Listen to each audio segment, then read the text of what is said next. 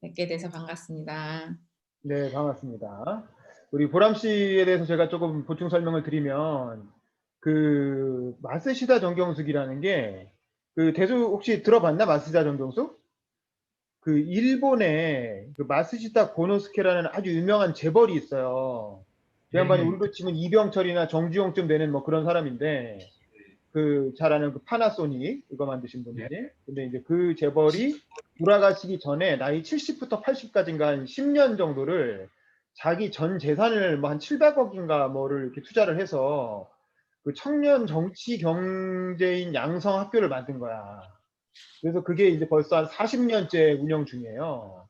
그래서 거기서 이제 노다라고 하는 일본 총리도 나오고 뭐 장관도 뭐 10여 명 나오고 국회의원도 몇십 명 나오고 뭐 그런 일본에서는 꽤 유명한 정치인 양성 학교인데 거기에 이제 일본 박사과정 유학을 가셨다가 사회교육학과 뭐 이런 쪽으로 그래서 이제 거기서 유학 중에 마스다 정경수계의 시험을 봐가지고 외국인 최초로 한국인으로서는 또 아니 외국인 최초로 거기에 이제 정식 숙생으로 입학을 하신 거지. 그래서 이제 거기는 4년제인데 앞에 2년은 이제 일본에서 직접 연수 과정을 전원 기숙사 생활을 하고 뒤에 2년은 자기 나름대로 스스로 자기 연수 계획을 짜서 전 세계로 연수를 보내줘요. 근데 이제 보람 씨는 한국 사람이기 때문에 한국으로 연수를 온 거야.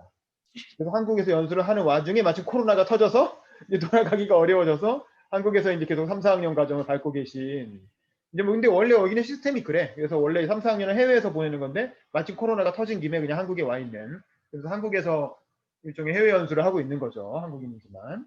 그러니까 뭐 그렇게 하고 있고 우리 지수 씨 좀 늦을 것 같으니까 그냥 대수도 그냥 간단하게 본인 소개를 하시죠. 네, 네, 형님 혹시 잘 들리십니까? 네, 잘 들려요, 잘 들려요. 네.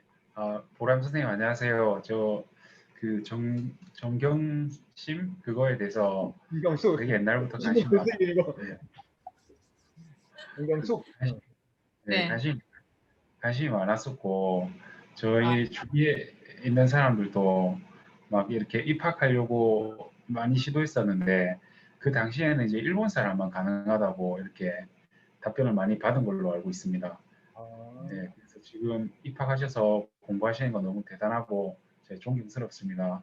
예, 맞습니다. 예, 저는 예. 그 윤봉기 기장님이랑 한 7, 8년 전에 좀 인연이 돼서 이렇게 자주 교류하고 만나고 이렇게 지내고 있고 저는 그냥 뭐 특별하기보다는 그냥 저도 공부를 좀 많이 하고 이제 지금 회사 생활 하고 있습니다. 예, 감사합니다. 예.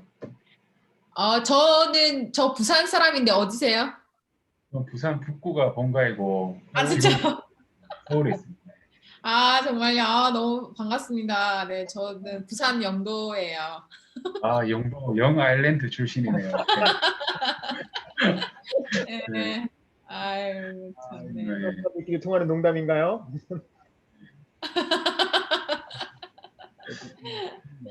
네. 실제로 만났으면 더 반가웠을 것 같습니다. 네.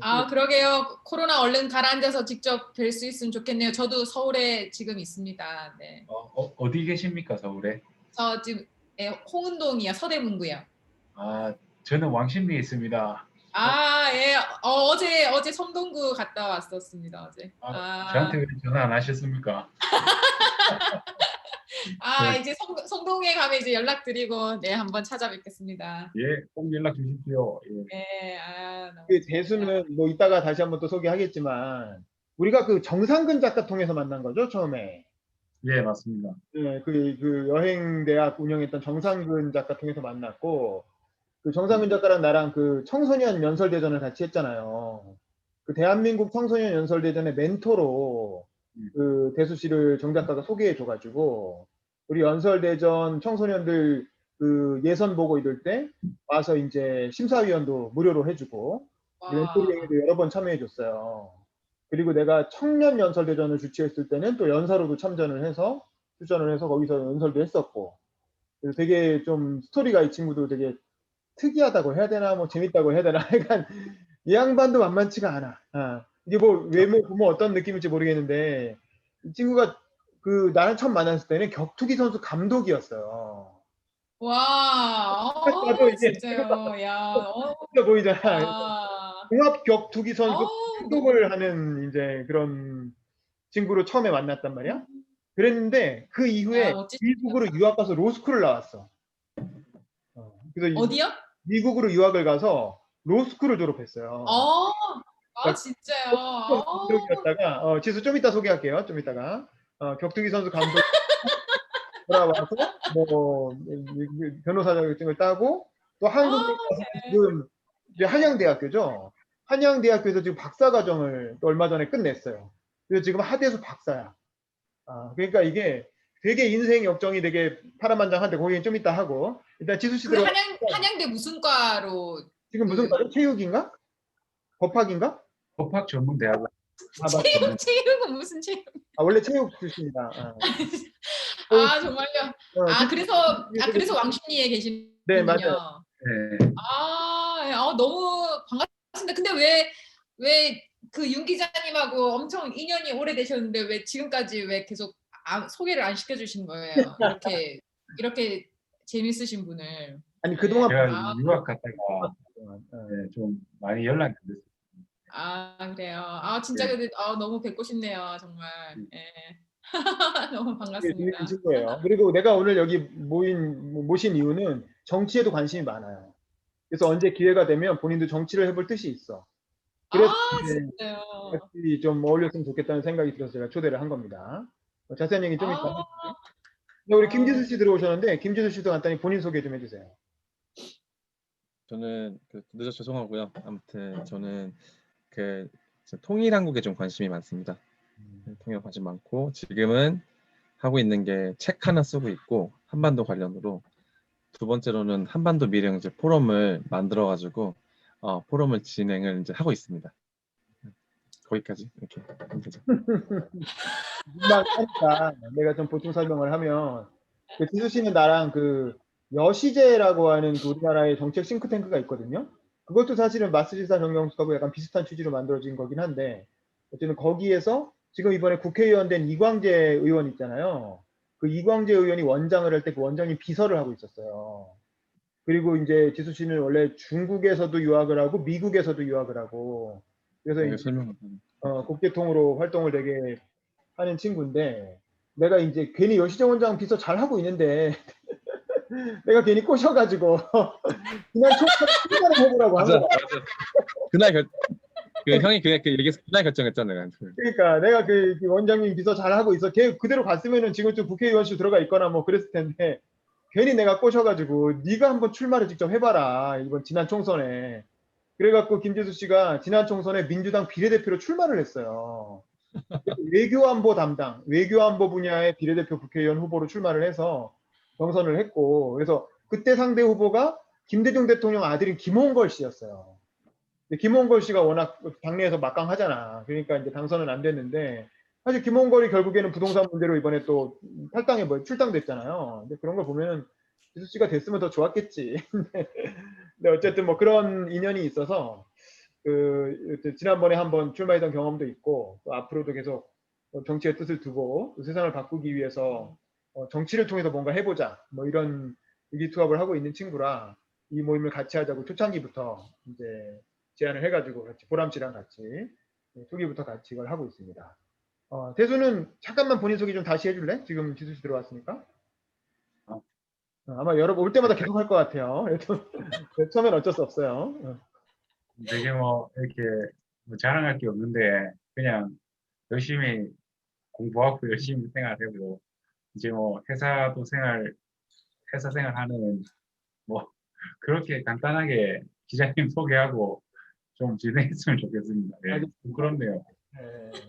이따 뭐 영상 나중에 보시고 어쨌든 격투기 선수에 미국 로스쿨 유학에 한국에서 박사 받고 지금은 또 창업 연구소를 만들어 가지고 또 창업해서 실제로 사업도 하고 있는 굉장히 다양한 분야에서 활동하고 있는 친구인데 대단한 친구예요. 그리고 또 무엇보다 언젠가 또 정치를 하고자 하는 뜻이 있고 그래서 공부를 하자고 제가 모시게 됐습니다. 참고로 특정 정당에 아직 가입은 안 했어요. 네. 물론 정당 가입을 오히려 강요하는 편인데 아직은 정당 가입은 안 하신 걸로. 그렇게. 관심 있는 정당이 있으세요? 아직 뭐 정치적으로 제가 많이 몰라서 관심 있기보다는 제가 생활을 좀 더 해보면서 좀 적합한 좀 색깔을 찾아가야 되지 않을까 생각하고 있습니다. 아, 그래요. 아, 네. 아, 네. 반갑습니다. 알겠습니다. 자, 그러면 일단은 뭐 뒤에 오는 사람들을 또 소개하는 걸로 하고 본격적으로 시작을 해볼게요. 일단 아까 들어온 순서로 해가지고 대수 씨는 처음 왔으니까 좀 천천히 하고 우리 보람 씨부터 오늘 이제 커리큘럼이 이거잖아요. 이 김대중 다시 새로운 시작을 위하여라고 하는 책이 이제 이번 주 커리큘럼인데 이번 달 요거 읽고 일단 읽은 소감하고 그다음에 좀 특히 같이 나눴으면 하는 인상 깊은 구절 인상 깊은 부분이 있으면 어떤 게 있는지 좀 소개해 주는 시간을 좀 돌아가면서 가지도록 할게요. 좀 여유 있게 하셔도 돼요. 우리 보람 씨부터 먼저 하시죠. 아, 예.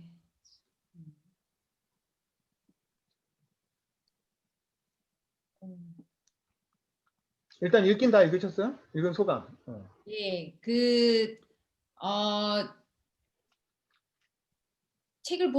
이 책을 읽으면서 네, 너무 가슴이 벅차고 감동을 많이 받았어요. 그리고 정치를 하려고 하는 사람들, 정치를 하려고 하는 청년들이 꼭 이거부터 먼저 읽어야 할 기본서이자 교과서지 않을까라고 생각을 했었습니다. 그리고 또 왜 노무현 학교는 있는데 왜 김대중 학교는 없을까? 조금 더 이 김대중 정신이 좀 더 알려졌으면 좋겠다라는 생각을 했고요. 그리고 이렇게 우리나라에도 어쨌든 위대한 대통령이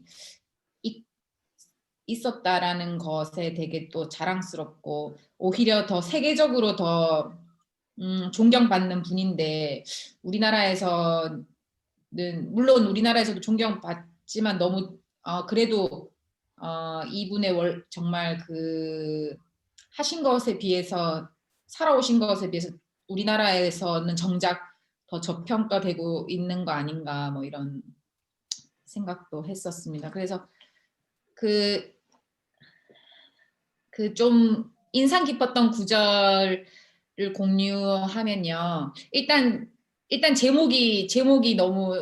제목부터가 아주 인상이 깊었습니다. 다시 새로운 시작을 위하여. 지금 정말 딱 지금 네, 또 이런 때가 뭐 매번 그런 때이겠지만 특히 또 지금 이때가 더더욱 이 다시 새로운 시작이 필요할 때가 아닌가라는 생각이 들었고 또 그 부제도 사랑하는 젊은이와 존경하는 국민들에게 바치는 이야기.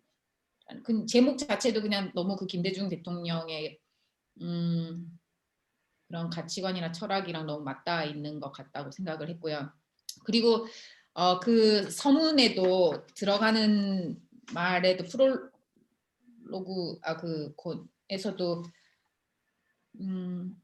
그 김대중 대통령이 실현하고 싶으셨던 그 꿈에 대한 얘기가 나오는데 우리나라의 대한민국뿐만이 아니라 그 세계 곳곳에 고통받는 사람들도 자유와 정의가 있는 세상에서 살기를 바랬고 또 사람뿐만이 아니라 우리 지구상의 형제인 날짐승, 들짐승, 식물들과 물, 공기, 흙, 바위까지 또 정당한 생존권과 건강한 생활을 유지할 수 있는 지구적 민주주의를 실현하고 싶었다라는 네, 그 구절이 너무 인상이 깊었고 이분은 그냥 한 국가의 혹은 한 국가의 번영이나 평화뿐만이 아니라 정말 그런 세계 또 지구적인 민주주의 정말 이렇게 크게 생각을 하셨던 분이구나 생각하면서 지금 제가 얼마 전에 1월 6일부로 국회로 등록이 된 생명정치연구원에 지금 이사로 하고 있는데 그 생명정치라는 것과도 굉장히 좀 연결이 될 수 있을 것 같아서 이러한 가치관들이 그래서 좀 더 이렇게 좀 깊게 배우고 싶다라는 생각을 했고요. 그리고 또 어쨌든 가장 또 지금의 이 시대 지금 이 시기에서 또 가장 와닿았던 부분이 그 용서와 화해의 철학이 아닌가라고 네, 그 생각을 했었습니다. 그래서 어쨌든 김대중 대통령은 그거를 링컨에게 배웠다고 했는데 링컨 대통령이 용서의 정치로 승리한 가장 훌륭한 모범이 되었기 때문에 링컨은 용서의 정신을 실현하기 위해서 목숨까지 바쳤다라고 하면서 어쨌든 용기 있는 사람만이 용서할 수 있다라고 하셨고 그 용서야말로 최대 승리라는 철학과 신념을 가진 자만이 자신 있게 용서를 할 수 있다라고 하셔서 지금 전직 대통령들 사면 이야기도 나오고 뭐 그 사면을 통한 통합 이런 이야기들도 나오고 있는데 지금 이 시점에서 또 그 김대중 대통령의 용서와 화해 철학이 또 네, 돋보이는 그런 시기가 아닌가 싶습니다. 그래서 어쨌든 그거를 얘기하시면서 어쨌든 그 우리가 두려워하고 경계해야 될 거는 사람이 아니라 나쁜 짓을 저지를 수 있는 법과 제도가 문제인 것이고 그 제도를 휘둘려서 독재자들 나쁜 짓을 하는 거기 때문에 보통의 인간을 두려워할 필요가 없고 용서하지 못할 이유가 없는 것인데 그럼에도 불구하고 용서하지 않는다는 것은 국민이나 사회를 지키기 위한 것이 아니라 그냥 부끄러운 보복 행위밖에 되지 않는다라는 것도 인상이 깊었습니다.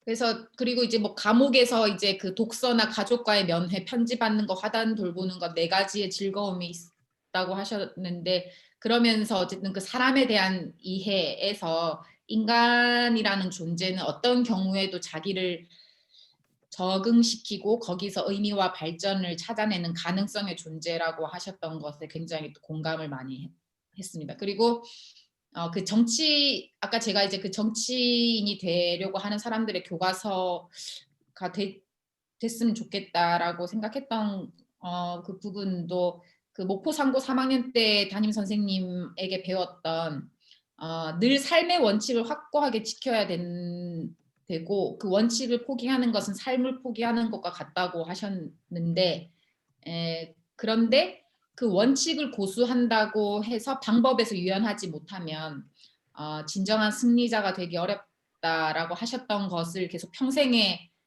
계속 그 두고두고 새기고 있는 그 배움이라고 하셨거든요. 그래서 그 원칙을 고수하는 것과 그 유연성을 활용하는 것을 어떻게 조화시켜 나가는지가 인생의 오묘한 이치와도 통한다고 했는데 그게 그 나중에 그 뒤에서도 나오는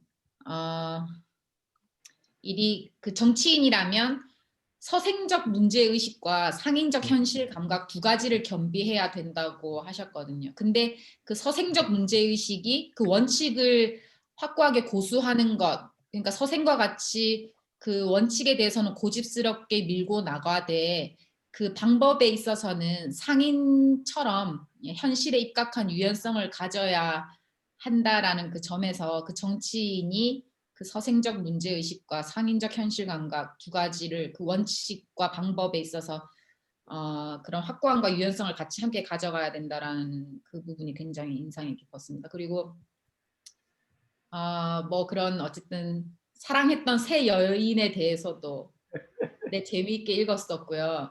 근데 거기서 이제 그 신군부에게 붙들려 갔을 때 그 회유와 압력을 물리칠 수 있었던 요인 가운데 하나가 그 이휘호 여사의 존재였다라고 했던 게 굉장히 놀라울 정도로 인상이 깊었는데요. 그게 어쨌든 내가 만약에 이때 이 고문으로 변절을 한다면 거기에 그 내가 변절하는 것에 가장 실망하고 나에 대한 존경심을 송두리째 잃어버릴 사람이 내 아내일 것이다라는 그 생각으로 중앙정보부 지하실에서 다짐을 한 것이 내가 목숨을 버리는 한이 있더라도 아내와 가족들에게 부끄러운 남편이자 부끄러운 아버지가 될 수는 없다라고 한 것이 보통 이제 가족이라는 존재 때문에 가장 그 마지막에 그 놓지 못하는 것들 내가 사랑하는 가족들을 위해서 가족에게 돌아가야 되는 내가 살아서 돌아가서 내 가족을 지켜주는 그런 것을 선택하는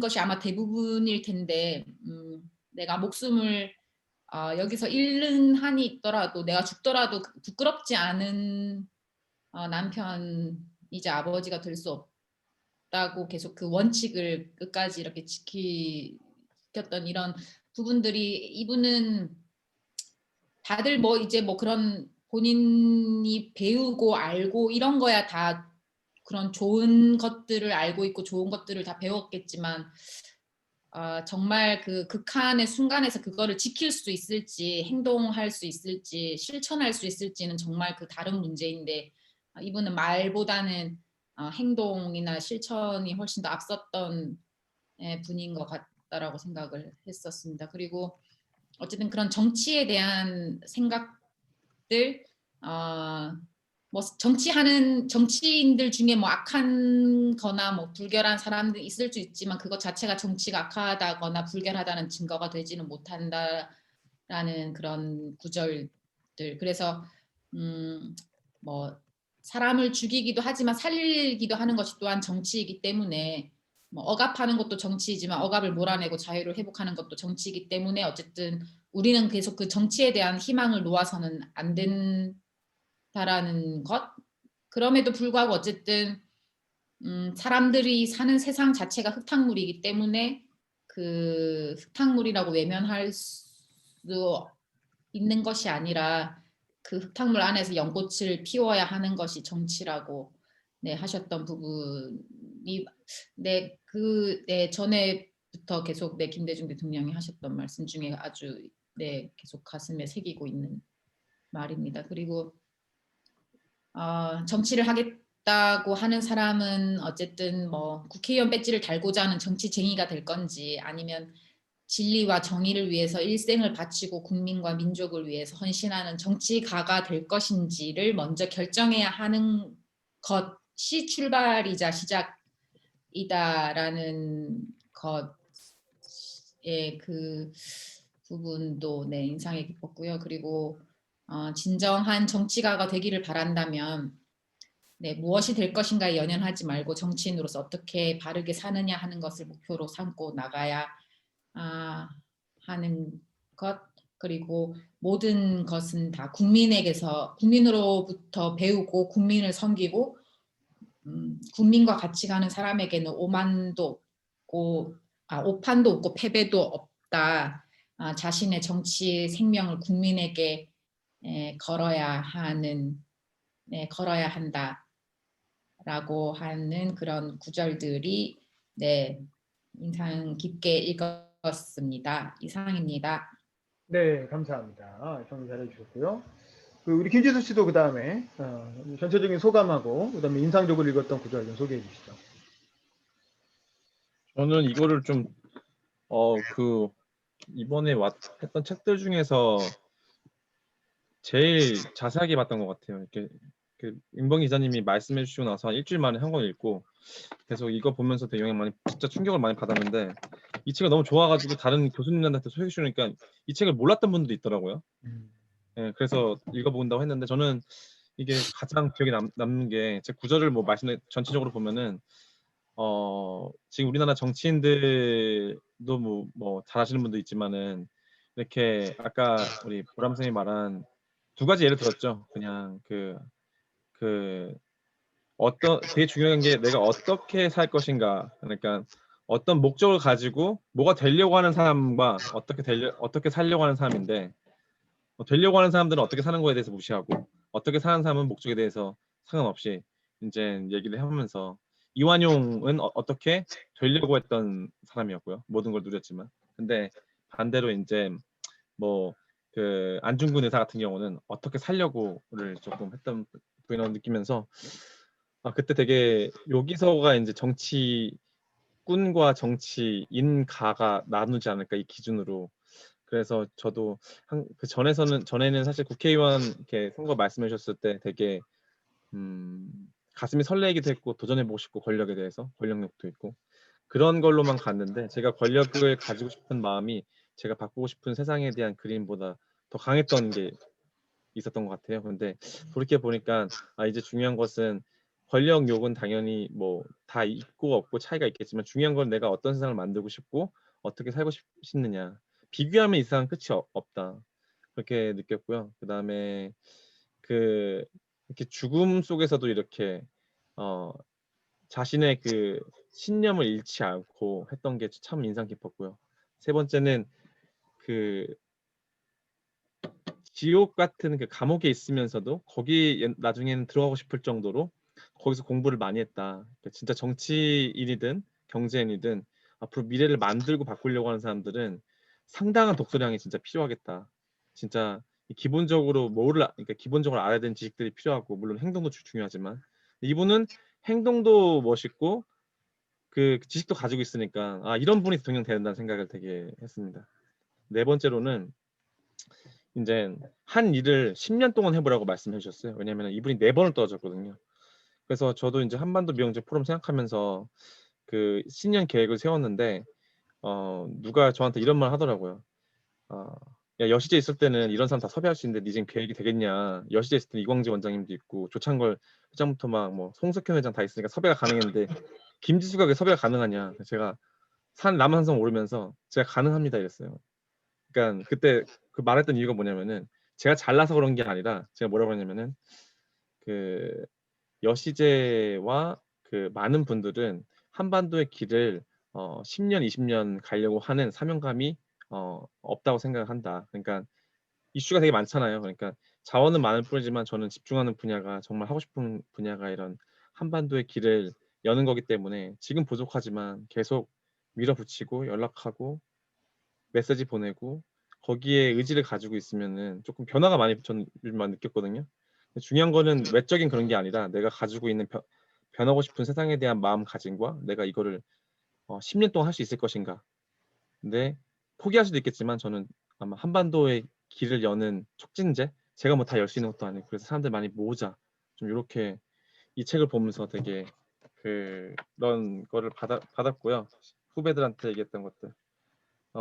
그리고 통일에 대해서도 두 가지 더 남았는데 첫 번째는 통일에 대해서 이분이 했던 말씀이 지금 통일하면 안 된다.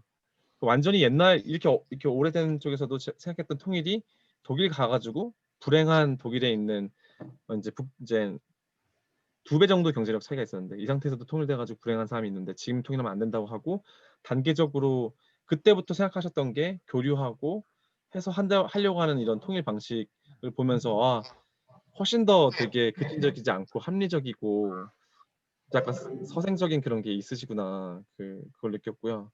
마지막으로는 저 깜짝 놀랐던 게 그 미국 대사관에서 그 박사가 누구죠? 돌아가신 박사 이름이 홉킨스 누구? 그 우주학의 엄청 대가인 박사가 스티븐 호킹 있으셨거든요. 박사. 스티븐 호킹. 네, 스티븐 호킨스. 그 박사님이랑 얘기를 할 때 다른 분은 질문을 하는 그 질문이 이 사람이 하버드 학장한테도 문재인 대통령이 하버드 학장한테도 질문했던 그 질문이 진짜 진정성이 느껴지는 거예요. 제가 이 질문에서 당신이 여기서 정치를 왜 하는데 이런 게 아니라 호킨스한테도 우주와 아까 말했듯이 생명과 이런 거를 다 이해하니까 지금 우리가 얘기하고 있는 생명권이나 우주권이나 돌에 대한 권리 이런 것까지도 이런 영감을 가지고 생각을 했다는 자체가 되게 막 부들부들 걸렸고 저는 우리 앞으로 그 민주당이든 그 국민의힘이든 다른 데든 조금 진짜 이런 적어도 방향은 뭐 모르겠지만 이런 결심과 이런 마인드를 가진 사람이 좀 정치를 해야 된다는 생각을 하고 이제 오늘 마지막에 이제 드리고 싶었던 게 좀 오늘 윤봉 기자님께서 되게 많이 외부 인원들을 이렇게 업적으로 모셔오시는 거 되게 제가 좋게 생각하는 이유가 이제는 우리가 박정희 개새끼 막 이렇게 욕하고 막 김대중 빨갱이 이렇게 하는 게 아니라 조금 우리가 좀 진짜 지금부터 왜냐면 지금 정치권은 또 쉽지 않죠. 싸우니까 지금부터 10년 뒤에 20년 뒤에 우리가 집권을 한다면은 꼭 내가 서울시장이 아니더라도 내가 뭐 예를 들어가지고 그냥 뭐 가게를 할 수도 있죠. 그렇더라도 말이 되는 이런 서로 이야기가 되는 그런 걸 만들려면 지금부터 공부를 같이 좀 해야 되겠다는 생각을 했어요. 그래서 저번에 되게 정의당도 그렇고 다른 당에 있는 사람들과 함께 다양한 생각들이 이야기가 나와야지 그 이해가 되기 때문에 참 그 제가 공부할 때 여야 같이 공부한다고 참 놀라거든요. 그래서 참 가치가 있는 공부라는 걸 느꼈습니다. 네, 감사합니다. 자, 우리 그 대수 씨도 뭐 이번에 오늘 처음 오시긴 했는데 책 읽은 소감하고 뭐 인상 깊었던 구절이 있으면 좀 같이 소개를 좀 해주시죠. 음소거 푸시고. 네. 일단 이게 모임에 이를 참여시켜줘서 너무 감사하고 여기 이제 지수 선생님이랑 보람 선생님 말씀 너무 잘 들었고 저도 이제 읽어보고 이제 비슷한 내용이긴 한데 제 그냥 개인적인 소견이나 이런 생각을 조금 말씀드리겠습니다. 일단 제 사장에서 정치는 예술이다 이런 표현을 이제 김대중 전 대통령께서 사용하셨는데 정말 이 얘기를 들었을 때 가슴도 와닿고 너무 좋았다. 왜냐하면 그 제가 요새 회사를 운영하고 있는데 사업이라는 것도 한 번에 뭐 되고 안 되고가 아니라 계속 도자기 다듬듯이 계속 손으로 만지고 해야 되는데 이 아마 김대중 대통령님께서도 정치 같은 게 뭐 한 번에 이렇게 이루어지고 한 번에 바뀌고 이런 게 아니라 계속 어떤 장인이 뭐 도자기를 만들듯이 계속 가다듬면서 정비해서 어떤 성과를 낸다라는 이런 표현을 조금 돌려서 하지 않았냐라는 저 자신만의 의역이 있었고 그 다음 주에 6년간의 대학 생활이라고 있었습니다. 이제 감옥에서 6년 동안 독서를 굉장히 많이 했다.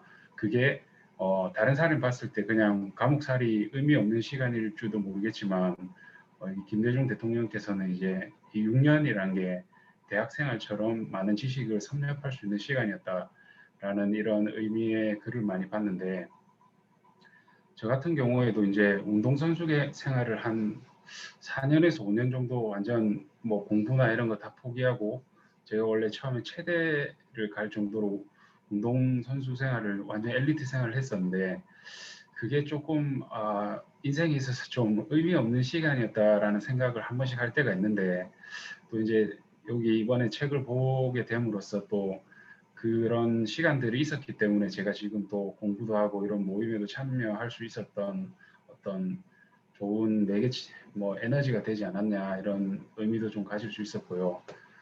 그 다음 주에 이제 링컨에게 배운 것이라는 글도 있습니다. 거기 보면 용서와 화해에 대해서 얘기했는데 여기서 제가 좀 들었던 생각은 제가 개인적으로 전두환 전 대통령에게 뭐 이런 좋은 감정이나 악감정이나 이런 거 전혀 없는데 그 전두환 대통령을 어떻게 보면 김대중 대통령께서 사면해주고 이렇게 해주시지 않았습니까?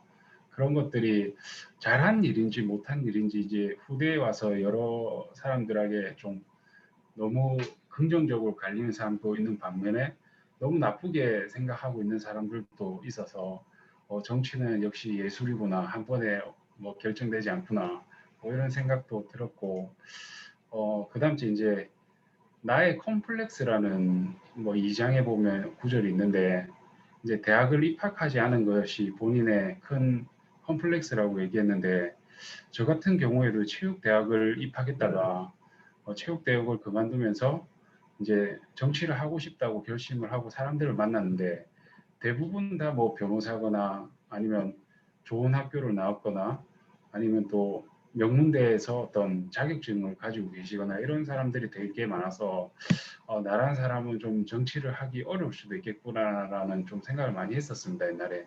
하지만 이런 컴플렉스를 가지고 자기 개발을 끊임없이 해서 뭐 제 나름대로 만족할 만한 성과를 얻을 수 있는 어떤 컴플렉스를 에너지 그리고 컴플렉스를 강점으로 만들 수 있는 뭐 그런 시간이었던 것 같습니다. 그게 또 김대중 대통령과 또 좀 약간 비슷한 부분이 있었던 것 같고 그 다음 주에 또 좀 의미가 있었던 구절이 10년쯤은 한 우물을 팔아라는 글을 봤습니다. 그것처럼 여기 계시는 이제 참여하시는 뭐 윤 기자님, 뭐 보람 선생님, 지수 선생님도 지금 한 우물을 파시고 계시니까 꼭 잘 되리라고 제가 기도하겠습니다. 예, 그리고 정치하려는 후배들에게 뭐 남기는 말씀이 있으셨는데 저 국회의원 벤치를 탈지 아니면 뭐 세상을 의미 있게 바꿀 건지 이게 두 가지 논제가 있었는데 저도 되게 생각을 많이 했습니다. 이 구절을 읽고 제가 진짜 원하는 게 이런 국회의원이랑 그냥 관직인지 아니면 혹은 세상에 어떤 좋은 영향력을 펼쳐볼 것인지 근데 저는 사실 솔직하게 이 자리에서 말씀드린다면 뭐 두 가지 다 하고 싶습니다. 관직에도 한번 올라가서 권력을 가져보고 싶고 아울러 또 그 권력을 바탕으로 제 사리 사욕을 채우는 게 아니라 세상을 좀 더 의미 있게 바꾸고 좀 약자한테 고개 숙일 수 있는 그런 사람이 한번 돼보고 싶다라는 생각을 많이 했습니다. 이상입니다. 감사합니다. 세 분 다 너무 그 준비도 잘 해주신 것 같고 내용도 잘 요약을 해주셔서 뭐 제가 크게 내용성을 덧붙일 건 없는데 이제 저도 제 생각을 좀 말씀드리면 저는 이제 이 책을 처음 접한 거는 대학생 시절이었어요. 뭐 아시다시피 저는 김대중 대통령 선거운동을 했었잖아요. 여기 책에도 나오지만 김대중 DJ가 마지막으로 대선에 출마했던 게 97년인데 그때 제가 대학교 2학년이라 우연한 기회에 저도 DJ 강연을 듣고 이제 선거운동에 이제 자원봉사로 참여를 한 거죠.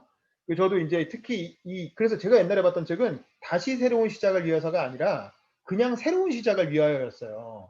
그러니까 이 책의 1쇄는 그 초판은 원래 그냥 제목이 새로운 시작을 위하여야. 근데 이제 이게 대통령이 당선되고 나서 98년에 개정판이 나온 거지. 개정판이 나오면서 그 앞에 다시자를 붙인 거예요. 그래서 여러분이 보고 있는 이 책이 나온 거고 사실 제가 봤던 책은 이 표지가 파란색이었어요. 파란색이고 김대중 대통령 사진 들어가 있고 제목은 그냥 김대중의 새로운 시작을 위하여. 요게 이제 그 당시에 제목이었다. 그래서 그때도 굉장히 되게 재밌게 읽었고 인상적으로 봤던 구절이 많아서 기억에 많이 남았어요. 그래서 이번에 보려고 했더니 이렇게 당선되고 나서 또 개정판을 살짝 내셨는데 뭐 내용이 크게 달라지지 않았어요. 근데 제가 이 책을 지하철에서 이렇게 보다 막 울컥해서 잠깐 이제 눈물이 이렇게 글썽했던 부분은 맨 앞부분에 새로 쓴 부분 있죠. 조금 프롤로그라 그래서 마지막으로 대선 출마했을 때 명동에서 유세하고 뭐 이런 장면들이 있거든요.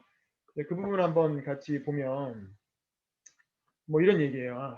여기 이 책으로는 25쪽이죠. 한 아주머니가 소리치는 소리가 들렸습니다. 50대 아저씨가 응수했습니다. 저 사람들이 사진 찍어야 김대중 씨 선전이 되죠. 소리만 그냥 들어요. 그러자 여기저기서 맞서 소리가 터져 나왔습니다. 그 인심이 무척이나 고마웠습니다. 나는 최후의 연설을 했습니다. 막 이 부분을 읽는데 막 이렇게 벅차오르는 거야. 아, 내가 옛날에 그 대학교 2학년 때 어린 나이에 그 추운 겨울에 선거운동하러 따라다니던 기억도 나고 유세 듣던 기억도 나고 막 이러니까 막 울컥울컥 이렇게 올라오는 거야. 특히 그 본인 연설 나오는데 조그만 섬 하이드에서 태어나 서울에 올라와 이만하면 출세했습니다. 그러나 40여 년간 갈고 닦으며 준비해온 것들을 국가와 민족을 위해 꼭 한번 써보고 싶습니다. 저는 감옥에서도 미국에 망명 중일 때도 대통령이 될 준비를 했습니다. 전 세계에서 대통령이 된 준비를 저만큼 많이 한 사람도 아마 없을 것입니다. 저에게 꼭 한번 기회를 주십시오. 잘할 수 있습니다. 그러니까 이 부분이 정말 절절하게 느껴지는 거예요. 그때 그 심정도 느껴지고 이 얘기 저도 들었거든요. 저는 이 명동 유세에 있진 않았는데 이거를 TV 토론 그 옛날에 CF 김대중 대통령이 유명한 CF가 있잖아요. 그 CF 촬영을 하기 위해서 TV 토론 연설 영상을 찍을 때 제가 방청객으로 따라갔었어요. 그때도 이런 맥락의 얘기를 했었거든요. 그래서 직접 들었던 기억도 나고 뭐 하여간 제 젊은 시절에 25년 전이지만 봤어. 젊은 시절에 그런 것들이 막 소용돌이 치면서 머릿속에서 되게 여러 가지 생각이 들어서 울컥하면서 이제 눈물이 좀 났었고 지하철에서 책 보다가 혼자 괜히 마음 넘은 아저씨가.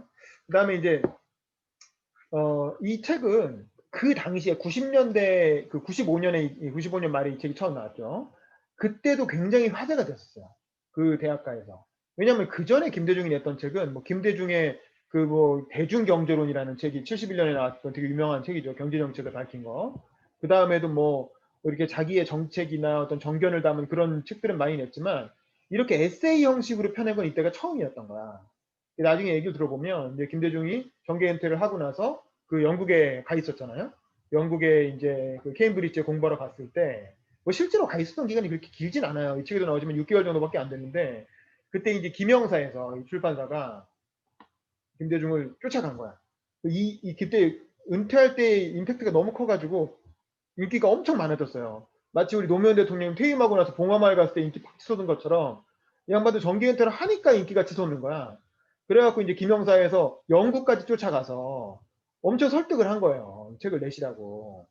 그렇게 해서 처음으로 이제 선거를 의식하지 않고 자기 어떤 하고 싶은 얘기를 에세이식으로 풀어냈는데 결국 본인의 컨텐츠는 정치니까 결국에는 자기 자서전 같은 느낌의 얘기를 하게 된 거지. 근데 이제 꼭지를 보시면 아시겠지만 뭐 10년을 한우물을 팔아 뭐 어떻게 해라 뭐 이런 식으로 일종의 자기개발서 형식으로 낸 거죠. 그 청년들한테 해주고 싶은 어떤 교훈거리를 자기계발서 형식으로 썼지만 실제로는 이제 본인이 그때까지 살아온 얘기를 녹여서 일종의 자서전을 겸한 자기계발서 형태가 된 거고, 그게 이제 당시로서 김대중이 내놓을 수 있는 가장 최고의 컨텐츠였던 거지. 그래서 그때 운동권들이 굉장히 횡행하던 이 책에 보시면 운동권도 비판하는 내용 되게 많이 나오잖아요. 대학생들하고 토론했던 내용도 많이 나오고. 그랬는데 이제 대학가에서도 이 책이 굉장히 화제가 됐어요. 나는 90년대 후반 학번이지만 90년대 초반 학번 선배들 얘기를 들어봐도 그 당시에 이 김대중의 책이 운동권 사이에서 굉장히 화제가 돼서 많이들 읽고, 아, 김대중이 이런 사람이었어? 이러고 이제 많이 좀 놀래기도 하고 뭐 그랬다고 하더라고요, 당대에도. 그리고 이제 저는 당선되고 나서 이 책이 이 책이 보면 초판이 제가 이렇게 인쇄된 거 보잖아요. 제가 갖고 있는 책은 1쇄가 70쇄예요. 93년 12월에 나와서 94년 4월 25일까지 1판을 70쇄를 발행했어. 제 책이 나만의 연서문을 써라가 아직도 1쇄가 다 안 팔리고 있는데, 이 책은 1년도 안 돼, 나온 지 1년도 안 돼서 5개월 만에 70쇄를 팔았다는 거, 당대에도 엄청난 대히트를 한 책이고, 그 다음에 이제 개정판이 2009년에 나오잖아요. 대선 당선되고 나서. 개정판이 나오고 나서도 19쇄를 더 찍었다는 거죠. 19쇄를. 그래서 어쨌든 뭐 이 책으로서도 굉장히 히트한 책이라 김대중 하면 많은 사람들이 떠올리는 책이 이 책이에요, 사실은. 옛날 분들은. 근데 이제 그 이후에 책이 없다가 아시다시피 돌아가시고 나서 김대중 대통령의 그 살아생전에 인터뷰를 요약해가지고 이 김대중 자서전이라는 이 엄청나게 두꺼운 책이 나오잖아요. 근데 이거는 김태근이라는 그 경향신문 기자 출신 그 논설위원이 일종의 대피를 한 거지. 근데 이제 김대중 대통령이 몇 시간에 걸쳐서 구술을 다 했고, 구술한 내용을 가지고 문장을 가다듬어서 이제 대피를 해서 이 두 권의 책으로 나왔고, 퇴임하고 나서 나온 이 책도 엄청나게 히트를 했죠. 돌아가시고 나서 나온 이 책도 엄청나게 히트를 해서 요즘은 김대중 자서전하면 다 이 책으로 기억을 하지만 사실은 이 두 개를 비교해서 읽어보시면 아실 텐데 조금 뉘앙스가 달라요. 그건 제가 지난 모임 때 좀 설명을 드렸었죠. 그리고 또 하나는 이 말투가 김대중 대통령의 원래 말투를 잘 살린 건 이 옛날 책이에요. 그렇죠? 요번에 나온 자서전은 사실은 김태근 씨의 아주 아름다운 문장으로 가다듬어져서 김대중의 평소 말투는 아니야. 그냥 김대중의 내용이 담겨 있는 거죠. 그래서 사실 김대중 대통령이 평소에 하던 말투가 그대로 담겨 있는 책은 오히려 그 옛날 다시 새로운 시작을 위하여다. 그래서 이왕이면 저는 이 책으로 보는 게 김대중을 처음 입문하는 사람들 입장에서는 볼만할 거라고 생각해서 이걸 추천을 했고, 요걸 읽고 나서 사실 기회가 되면 이 김대중 자서전도 다 읽어보면 좋죠. 이건 이거대로 엄청나게 좋은 교과서예요. 정치에 대한 교과서고, 그 다음에 이제 말씀 나온 김에 몇 개 소개해드리면 이런 책도 있다. 이것도 이렇게 두꺼워요. 이거는 뭐냐면 외교를 통해 본 김대중 대통령이라고 해서 김하중이라고 하는 그 김대중 정부 내내 주중대사를 했던 분이에요. 그러니까 우리나라에 아마 최장수 주중대사를 하셨고, 이분은 김대중 정부 이후까지도 계속 김대중 정부 때는 청와대에서 외교 담당 보좌관으로 일했었고, 아마 이명박 정부 때 주중대사를 되게 오래 했나 뭐 그런 분인데, 그러니까 아주 정통 외교 관리야. 이 사람은 정치인이 아니고 대통령이 되고 나서 참모로 된 사람이에요. 외교부 출신으로. 근데 이분도 자기가 퇴임하고 나서 자기 자서전을 쓰는데 그거를 이제 김대중의 외교를 가지고 이제 본인의 회고록을 쓴 거예요. 그러니까 본인이 김대중 정부 시절에 외교 참모로서 활동했던 내용을 김대중의 외교라는 그 프레임을 통해서 설명을 한 거지. 그래서 이 책, 김대중 대통령은 또 외교안보 분야가 되게 유명하잖아요. 그래서 이 책도 기회가 되면 한번 읽어보시면 참고가 되는 좋은 책이다. 굉장히 두껍다, 이것도. 거의 김대중 자서전만큼 두꺼워요. 그 다음에 또 이런 책도 있어요. 요거는 김대중 외교 비전과 유산이라고. 요걸 보시면 아마 요즘 여러분이 잘 아는 뭐 문정인 교수라든가 또 최상용 전 주일대사라든가 우리나라 이른바 외교 전문가 이종석 장관이라든가 그런 이른바 우리나라 외교 분야의 아주 일타라고 할 수 있는 최고 전문가들이 모여서 그 김대중 대통령이 노벨상 타고 한 7년인가 8년쯤 한 그걸 10주기 때인가? 그러니까 그 김대중 대통령이 노벨상 탔던 걸 기념해서 학술 대회를 한 거야, 심포지엄을. 그 심포지엄을 한 내용을 그대로 녹취를 풀어서 책을 낸 거예요.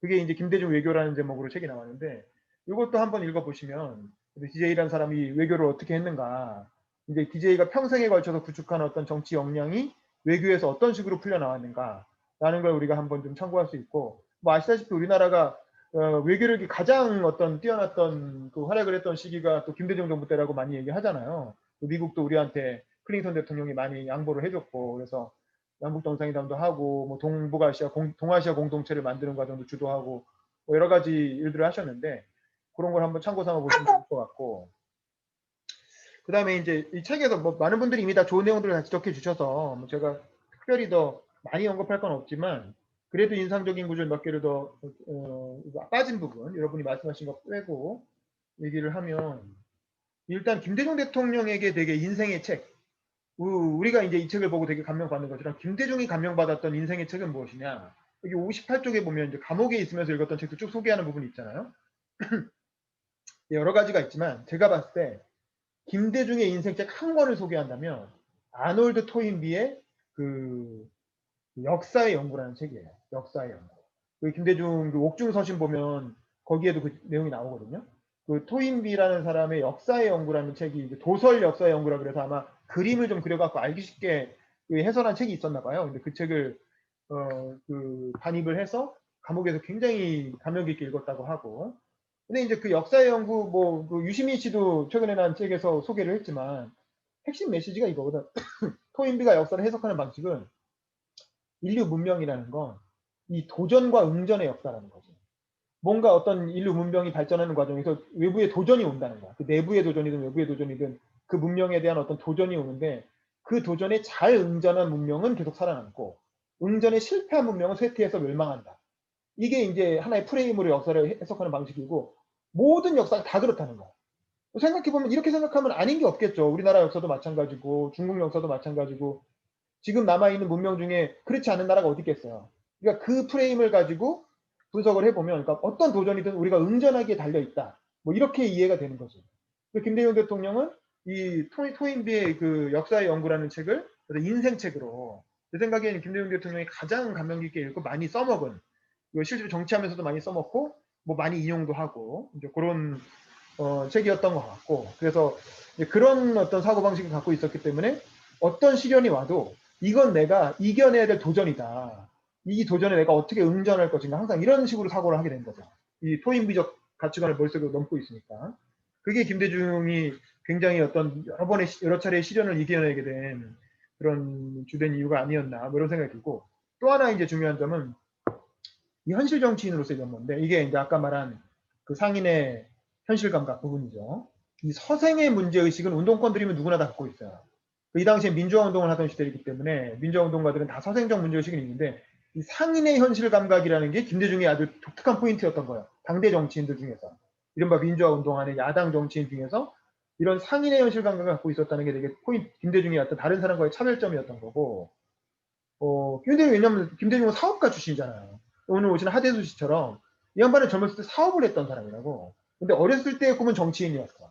근데 어쩌다 보니까 뭐 알다시피 원래 이제 기선회사, 그러니까 그 해운회사죠. 일본인이 운영하는 해운회사의 직원으로 들어갔고 그 시절을 다룬 만화도 최근에 출간이 됐어요. 웹툰으로. 청년 사업가 김대중이라는 3권짜리 만화도 출간이 돼서 제가 그걸 사서 다 읽어봤는데 그러니까 이제 이 양반이 원래 사업가로 직장인으로 시작해서 사업가로 동분서주 하다가 성공을 해가지고 이제 직원들의 인정을 받은 거야. 근데 일제가 그 패망하고 도망갔잖아요. 그러니까 일본인 사장이 다 일본으로 도망가 버리면서 회사가 덩그러니 남은 거야. 근데 100명의 직원 중에서 야 그럼 도대체 우리 사장이 없는데 이 회사 누가 운영하지? 라고 했을 때 야 김대중 씨가 제일 뛰어나. 우리 중에 그래도 김대중 씨가 이 회사를 운영할 만한 능력이 있어. 라고 다 인정을 받은 거예요. 직원들 사이에서.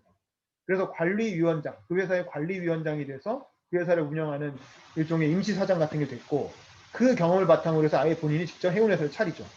그 제가 본 만화책은 거기까지의 인생 스토리를 담은 거였는데 아주 엄청 잘생긴 꽃미남으로 나오죠 김대중이. 근데 실제로는 김대중 젊었을 때 되게 잘생겼어요. 당대로는 풍채도 좋은 편이었고 잘생긴 사람이었고 인기도 많았죠.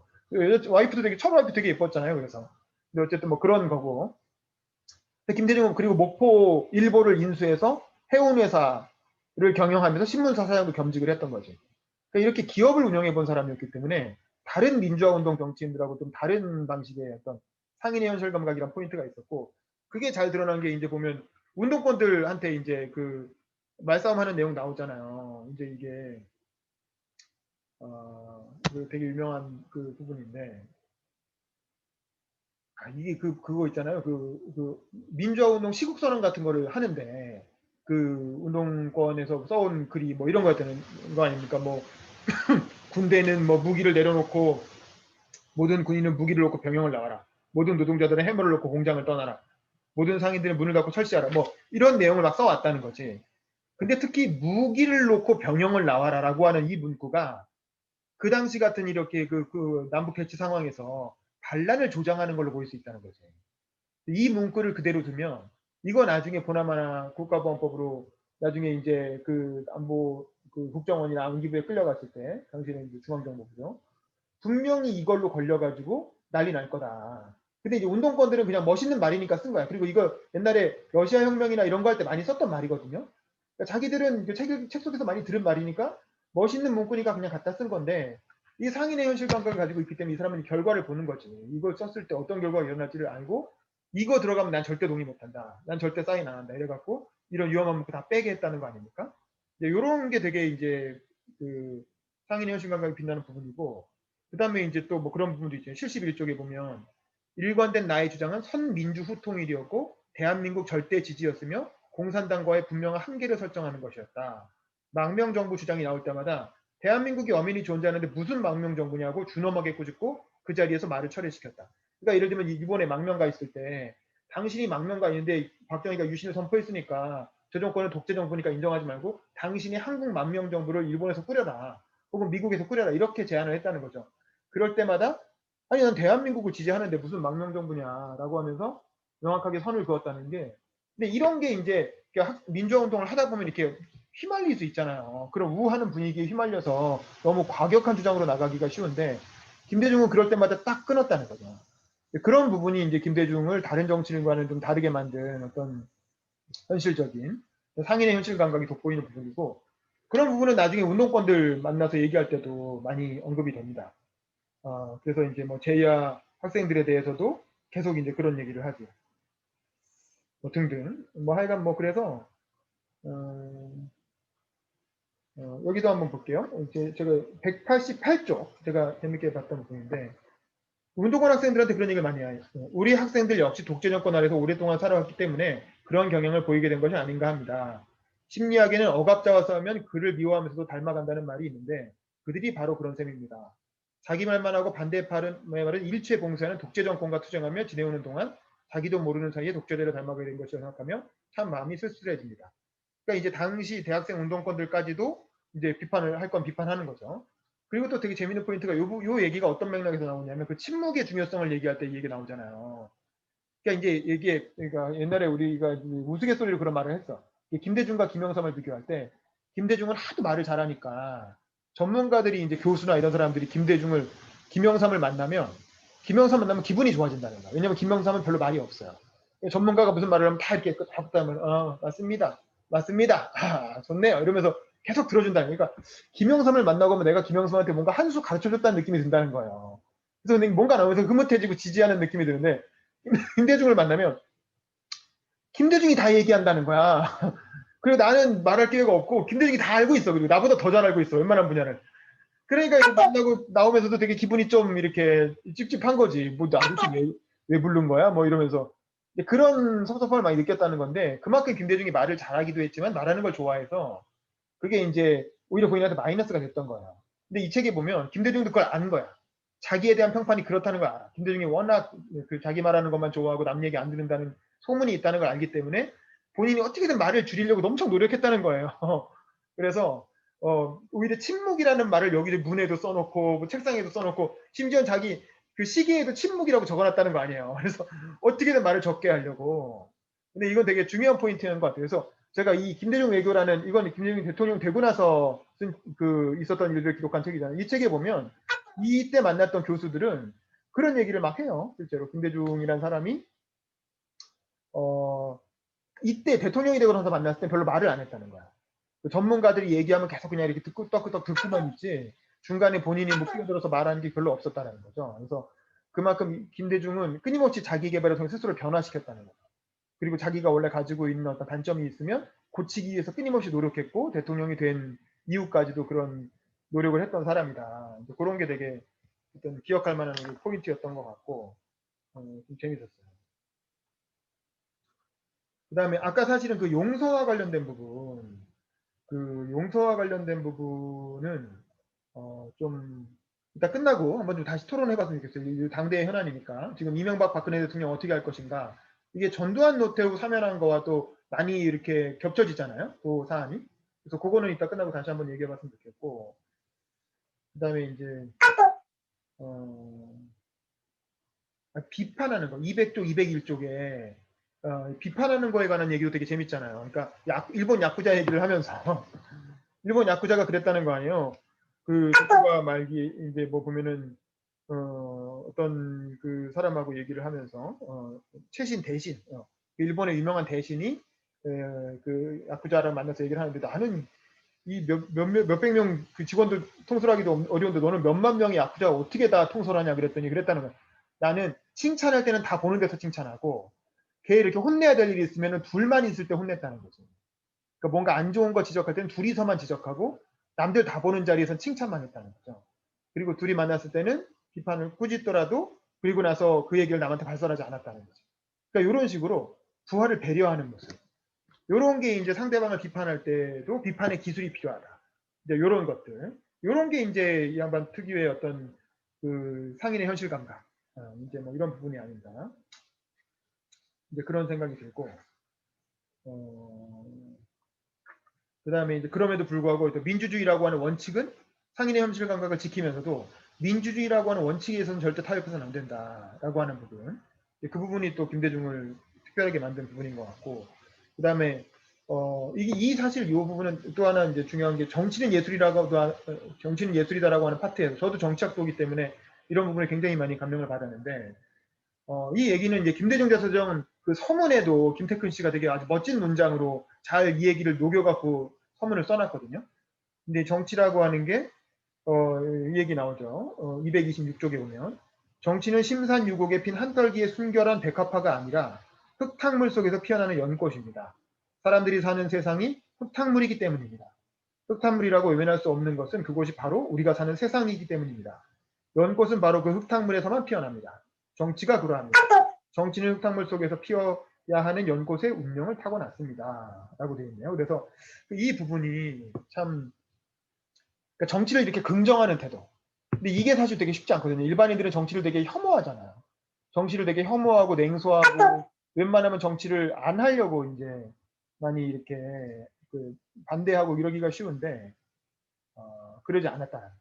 그리고 항상 정치에 대해서 지나치게 어떤 냉소적인 태도를 가지는 걸 경계했고 정치의 가치를 인정한 바탕 위에서 정치를 통해서 세상을 바꿔야 된다라고 하는 걸 항상 강조했다는 점이 굉장히 인상 깊은 포인트다. 라는 생각이 들어요.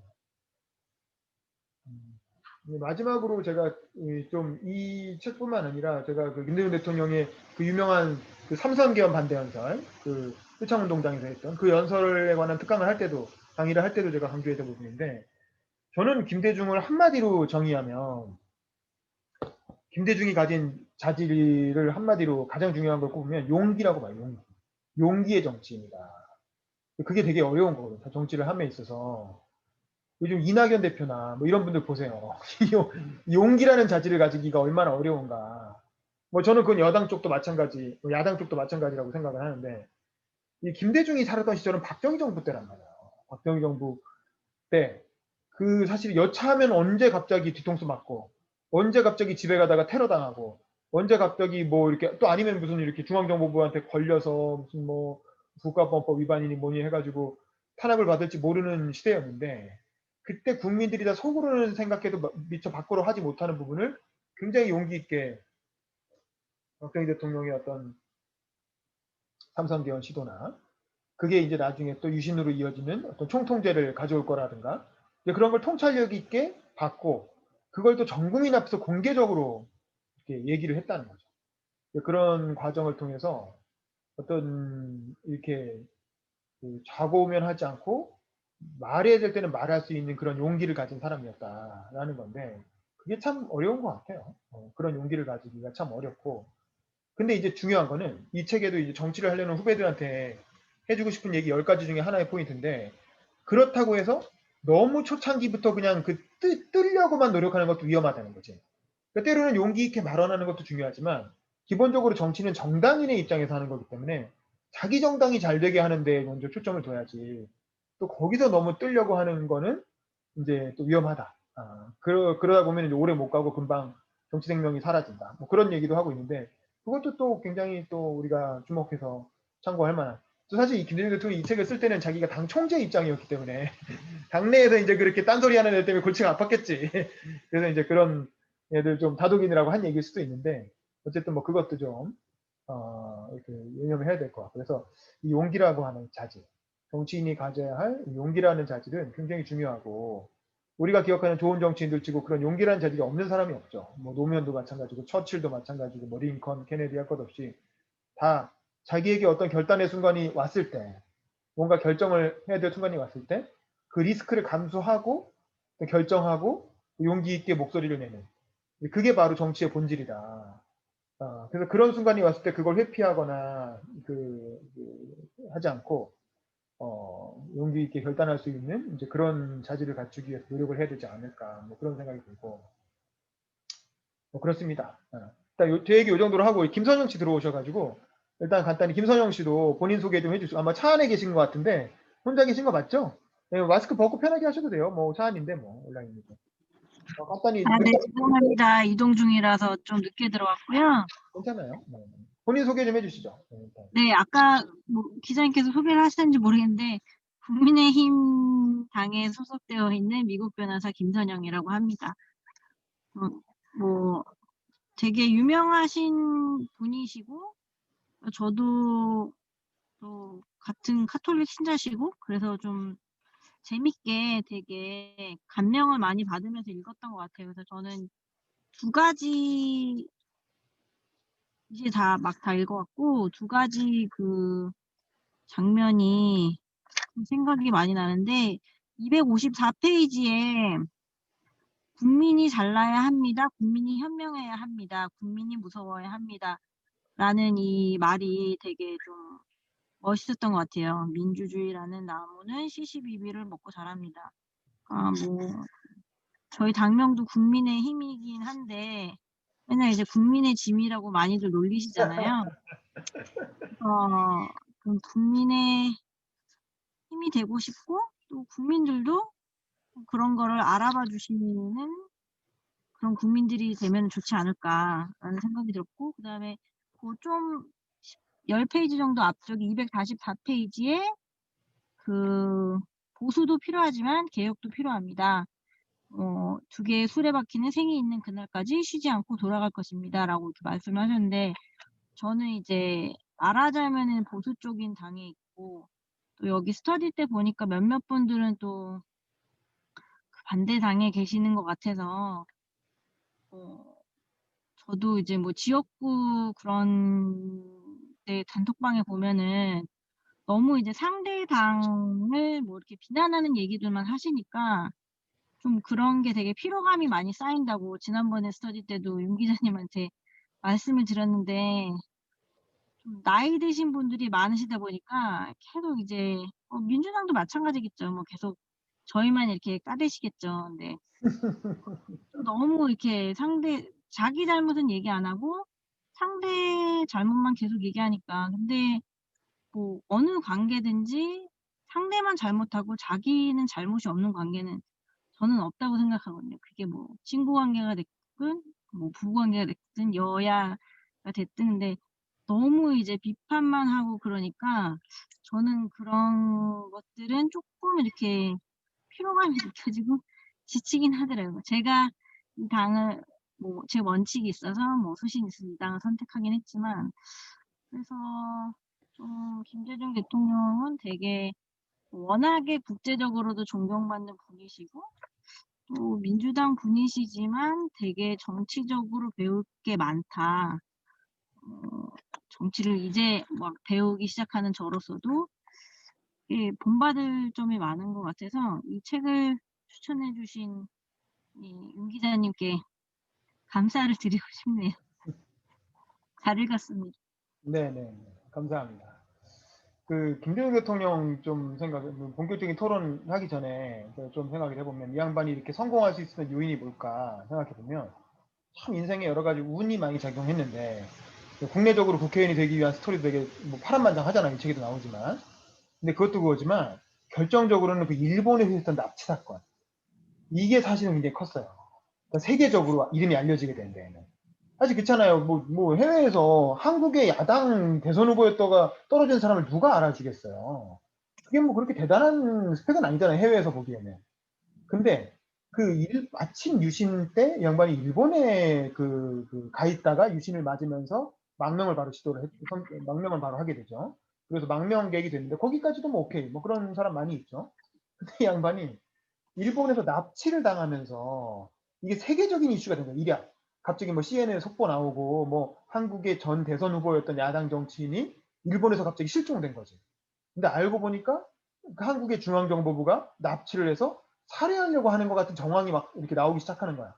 그러면서 이제 미국이 난리가 나고 미국에서 엄청나게 미국 백악관이 관심을 가지고 이거를 수소문해서 알아보니까 이 이후락 작품이었잖아요. 이후락 당시 국정원 중앙정보부장이 뭔가 자기가 좀 권력 집단에서 약간 수세에 몰리니까 그걸 반전시키기 위해서 그게 이제 김종필 책에 보면 그런 내용이 나오잖아요.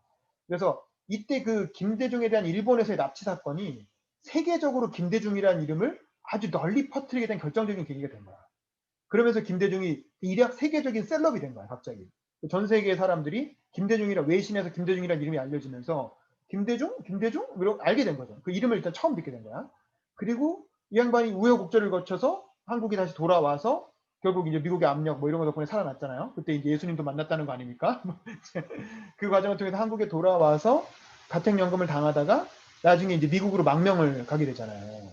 그러니까 미국으로 망명을 가면서 그때 그 유명했던 김대중이 미국에 오니까 미국의 명사들도 신기하잖아. 한번 신문에서 봤던 사람이 오니까.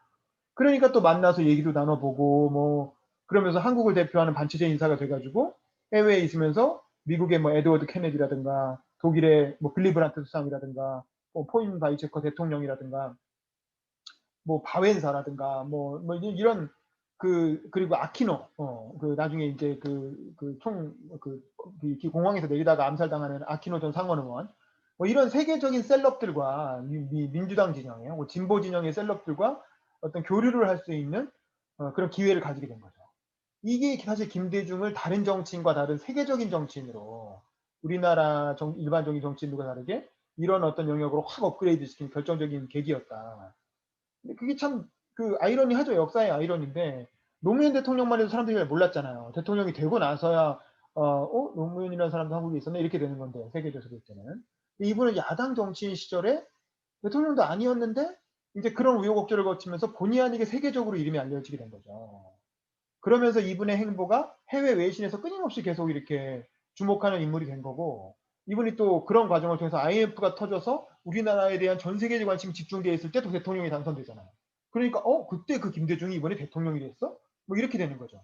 그러면서 또 세계적으로 한 번 더 이슈가 되고 그렇게 이슈가 된 데에다가 남북 정상회담을 땅 하고 해버리니까 그때 또 전 세계가 신기하니까 또 외신이 집중해서 봤잖아요. 김정일하고 만나는 장면을. 그러니까 이제 또 어떤 한국 하면 떠오르는 대표적인 어떤 한국인의 어떤 인물이 된 거지. 정치인으로서. 정치인이 아니어도 뭐 사실 김연아 나오기 전에 김연아나 뭐 BTS 나오기 전에 전 세계에서 가장 유명한 한국인이 누구였겠어요. 뭐 박정희 뭐 이런 거 말고 박정희는 워낙 안 좋은 쪽으로 유명했던 거고. 그러니까 그런 면에서 사실은 어떻게 보면 세계적으로 한국을 대표하는 인물이 된 그런 우여곡절이 있었다라는. 근데 이분이 뭐 그렇게 되려고 해서 된 게 아닌데 자기 딴에 그냥 정치를 하면서 살려고 이렇게 한 건데 그게 이제 그런 어떤 세계 무대의 여론과 얽히면서 본의 아니게 세계적인 명망가가 된 거죠. 그리고 그게 4번이나 대선에 도전하고 또 97년 IMF 위기를 맞았을 때 또 국채 뭐 해외에서 막 돈 끌어오고 이럴 때 그런 명성이 굉장히 큰 도움이 됐던 거죠.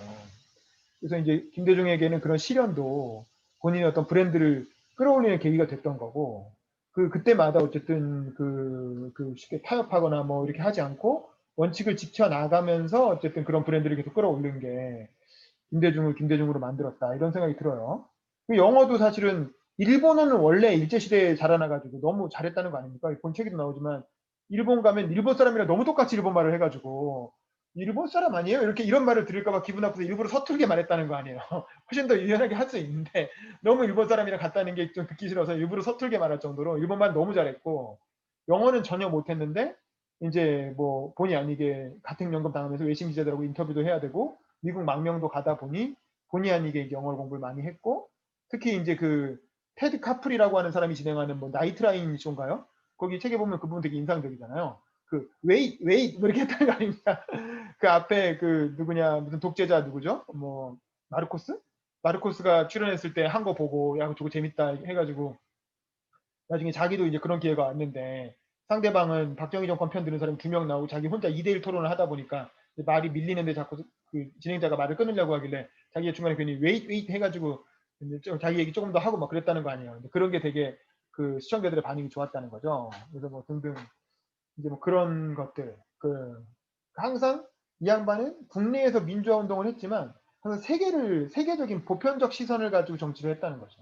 근데 그게 그런 독특한 경험에서 우려나온 건데 망명도 하고 뭐 미국에서 생활도 하고 뭐 이런 거지만 어쨌든 그런 것들이 김대중으로 만든 점이었고 그러니까 우리도 국내에서 정치를 하지만 국내에서 활동을 하지만 항상 이렇게 세계 무대를 이렇게 지켜보면서 세계에서 어떻게 어떤 포지션을 가질 것인가, 어떤 메시지를 던질 것인가, 전 세계를 향해 이런 걸 고민하면서 정치를 해야 그래야 이제 뭐 김대중급의 혹은 김대중과 같은 그런 정치인이 될 수 있지 않을까. 뭐 이런 분은 사실은 거의 본인의 능력뿐만 아니라 그 역사적인 맥락 속에서 운이 좋았던 것도 있고 역사의 소용돌이 속에 거침없이 자기를 던져서 수많은 사람들이 죽어 나가고 살아남지 못하고 뭐 혹은 이렇게 정치적으로 실패해서 이름 없이 사라지고 그런 과정을 겪는 와중에 이제 김대중이라는 사람 하나가 우뚝 남은 거잖아요. 그래서 사실 우리가 노력한다고 다 될 수 있는 건 아닙니다. 이건 개인의 능력과는 별개로 엄청나게 운이 작용해야 되는 부분이다. 이제 누구도 그렇게 될 거라고 자신할 수는 없지만 그래도 어쨌든 이런 높은 목표를 보고 정진해야 그래도 그 비슷하게 언저리라도 가지 않겠나. 뭐 그런 생각도 들고 해서 같이 뭐 그런 부분 좀 고민해 봤으면 좋겠어요. 자, 일단 김선영 씨 오셨으니까 일단 오늘 간단하게 오늘 김선영 씨는 김보람 씨는 원래 아시나? 혹시 여기 있는 분 중에 혹시 아시는 분 있으세요? 원래 알았던 분?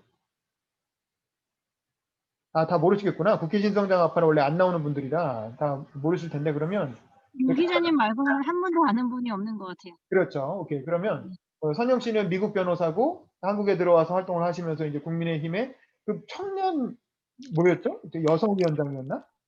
그 당직 맡으신 게 무슨 지금 그 중앙당에서 차세대 여성위원회라고 여성위원회 소속의 이제 45세 이하 여성들로만 구성되어 있는 위원회가 있거든요. 거기서 지금 부위원장 맡고 있습니다. 차세대 여성위원회 부위원장. 네. 알겠습니다. 우리 하대수 씨부터 간단하게 본인 소개 좀 다시 한번 해주실까요? 뭐 하시는 분인지 하고. 너무 길게 안 하셔도 돼요. 자기소개 거의 한 3번, 4번 하는 것 같아가지고 어쩔 수 없어. 예.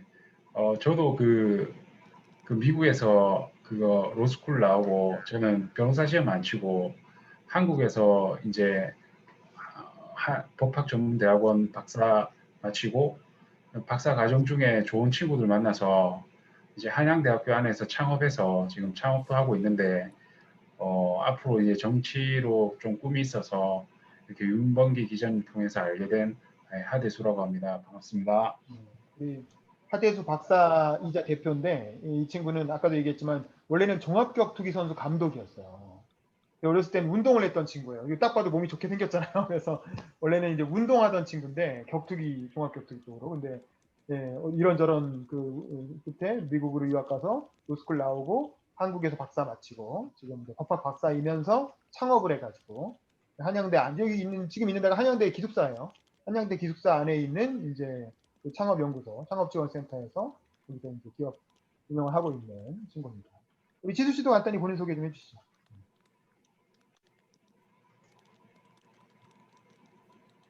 김재수 씨, 음소거 끄시고. 네, 예, 감사합니다. 말하자. 저는 이제 미국이랑 중국에서 이제 7년 동안 공부를 하고요.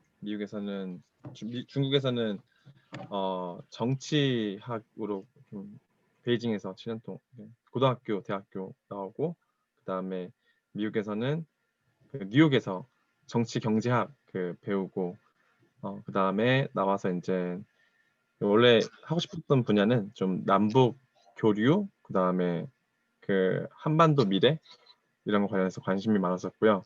그래서 이제 그러다가 이제 여시제로 들어와가지고 여시제에서는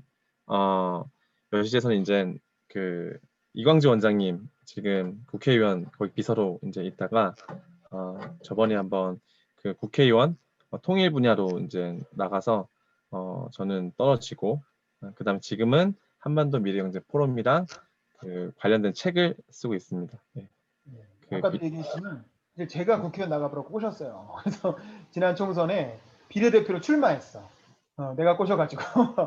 근데 그래서 그때 이제 김홍걸 의원하고 붙어가지고 외교안보 분야 그 비례대표로 떨어졌었는데 어쨌든 그 인연으로 이렇게 저랑 같이 독서 모임을 하게 됐습니다.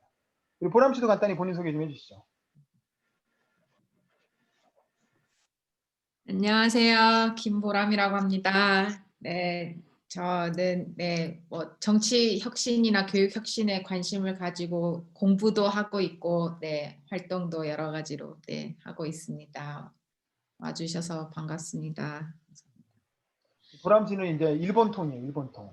이제 그 마스시다 정경숙이라고 하는 일본의 유명한 정치인 양성학교 거기 다니고 있는 한국인 최초로 입학을 했어요. 요즘 3학년으로 다니고 있고 원래 거기는 1, 2학년은 기숙사 생활을 하고 3, 4학년은 해외 연수를 하기 때문에 우리나라에 해외 연수 와 있는 거죠. 한국인이니까. 근데 마침 온 김에 코로나 터져서 못 돌아가고 계속 이제 한국에서 국내 연수를 하고 있는 그런 셈입니다. 그러면서 이제 그런 쪽으로 계속 한국에서 활동도 하고 있고요. 어쨌든 저희가 이 모임을 처음 만들 때부터 오늘 안 나왔지만 김슬아 씨라고 김성현 변호사 혹시 아실지 모르겠는데 그 친구도 국민의힘에서 활동하는 그 청년 김재섭인가요?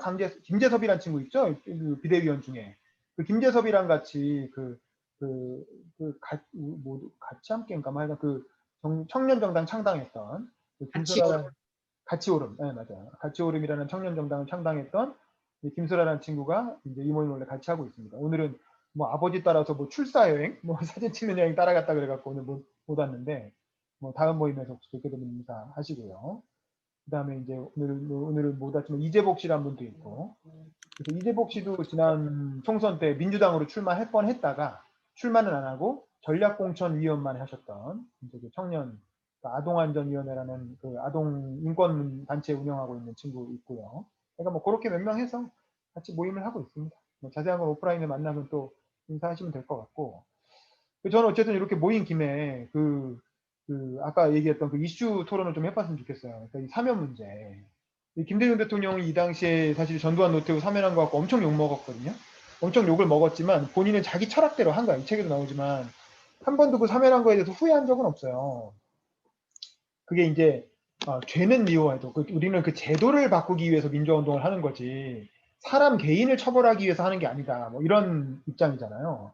그래서 전두환 노태우라고 하는 개인을 그렇게 미워할 필요는 없지 않느냐. 그래서 개인을 그냥 사면을 해주는데 사실은 그 사면은 김영삼 대통령이 한 거죠. 김영삼 대통령이 임기 말에 사면을 했어요. 근데 차기 대통령이었던 김대중이 동의를 해줬기 때문에 사면할 수 있었던 거지.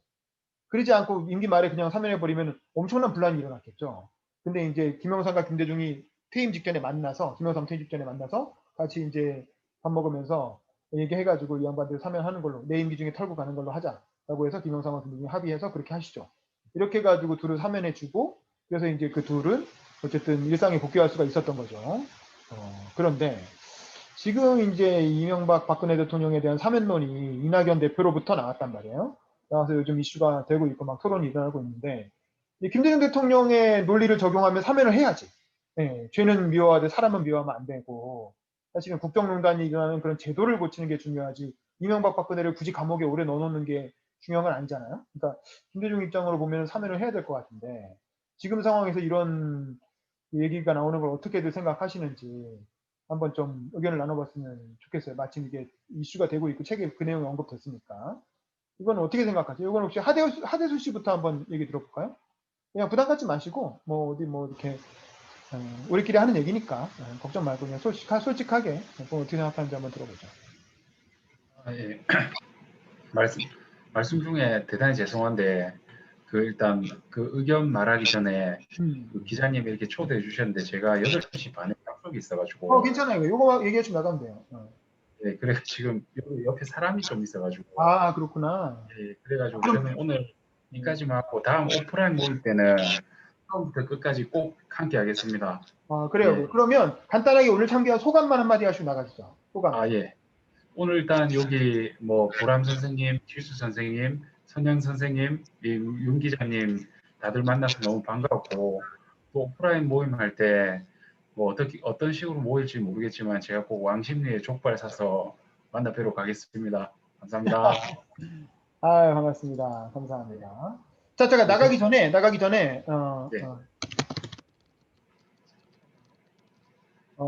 그 사진 한번 찍을게요. 우리 책이 있죠? 책 들고 이렇게 책 표지 나오게 해주세요. 그러면 제가 여기서 단체 사진 한번 찍겠습니다. 그거 저는 형님 지금 전자책이라서 아, 괜찮아요. 없으면 없는 대로 그냥 잠깐 얼굴만 나오게. 아무 책이나 되겠습니다. 아, 예, 그래요. 네. 자, 하나, 둘, 앞에 보시고. 하나, 둘, 셋. 한 번 더. 뭐 찍힌 것 같지만 한 번 더. 하나, 둘, 셋.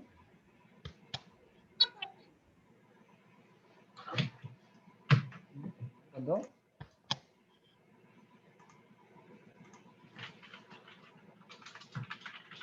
네, 뭐 된 걸로 칩시다. 너무 계속 이제도 고생하셨고 대수씨 그럼 다음 시간에 또 봬요. 네. 들어가세요. 빠이빠이. 우리 서울씨 지금 들어오려고 하시는 것 같은데 이거 원래 그거 없잖아요. 그 암호 설정 안 해놨는데 왜 암호가 필요하다고 그러지? 맨 위에 보면 또 암호도 나올 텐데 제가 뭐 딱히 암호 설정 안 했거든요.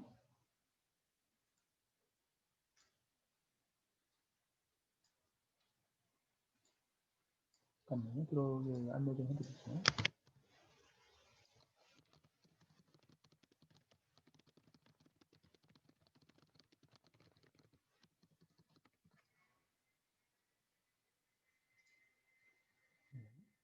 자, 그 다음에 우리 보람 씨부터 그럼 다시 한번 얘기를 나눠볼까요? 어떻게 생각하세요?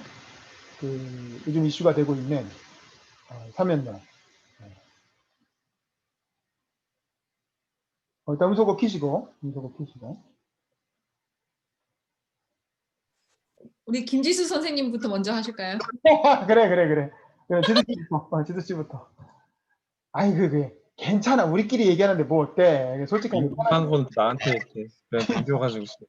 아 근데 오늘 책을 보고 느꼈던 용기를 먼저 낸다 생각합니다. 네, 그래요. 저는 이거를 뭐랄까 국민 통합적인 의미로 하는 거는 의도가 만약 진짜 맞다라면 되게 좋은데 그게 정치적인 도구로 이용되지 않았으면 좀 좋겠다는 생각을 좀 했습니다. 이렇게 뭐 선거 전략적으로 이기기 위해서 사면해가지고 흔들어 놓는 거는 조금 이제 제가 지도부의 생각을 잘 모르니까 그러니까 지도부는 저의 생각을 말하자면 지금 그 얘기를 할 때 조금 어떻게 할지 좀 구체적으로 좀 생각도 해놓고 이거 하니까 왔다 갔다 이렇게 하려면 확 하고 아니면 안 하는 걸로 지금 시기 때 하는 것도 조금 좀 미묘한 감정이 좀 있고 예. 근데 김대중 대통령님이 그 용서하는 그런 차원에서 딱 하는 거는 저는 되게 좋다고 보거든요. 그 좌우의 그런 거를 좀 이렇게 봉합하면서 조금 가깝게 하는 역할로는 좋을 것 같은데 이 사면이 과연 좌우를 봉합한 역할을 할 것인가 더 가르려고 하는 건가 의도적으로는 정말 통합하는 게 좋지만 정치 공학적으로는 이기려면 또 진짜 조금 달라질 것 같아서 네, 안녕하세요. 네. 안녕하세요. 서울씨 어떻게 사무실 들어오셨어요? 새해 복 많이 받으세요. 집이에요. 아, 예, 그러시군요. 일단 서울씨 지금 막 들어오셨으니까 그러면 간단하게 서울씨 본인 소개 좀 듣고 그 다음에 그 진행하도록 할게요. 자기소개 좀 해주세요. 저요? 네. 지금 너무 갑자기 괜찮아. 아니, 안녕하세요. 저는 패션 사업을 하고 있는 장서우라고 합니다. 오늘 몰골은 조금 뭐 막일 하다 온 사람 같지만 방금 집에 들어왔습니다. 예, 고생하셨습니다. 네. 우리 김보람 씨하고 그 김재수 씨는 지난번에 뵀던 사이고 우리 김선영 변호사님 처음 뵙는 것 같은데 김선영 변호사님 간단하게 서울 씨한테 본인 소개 좀 해주시죠. 뭐 굳이 그렇게 얼굴을 갖다 대지 않으셔도 되는데 이렇게 죄송합니다. 제가 지금 계속 이동 중이어갖고.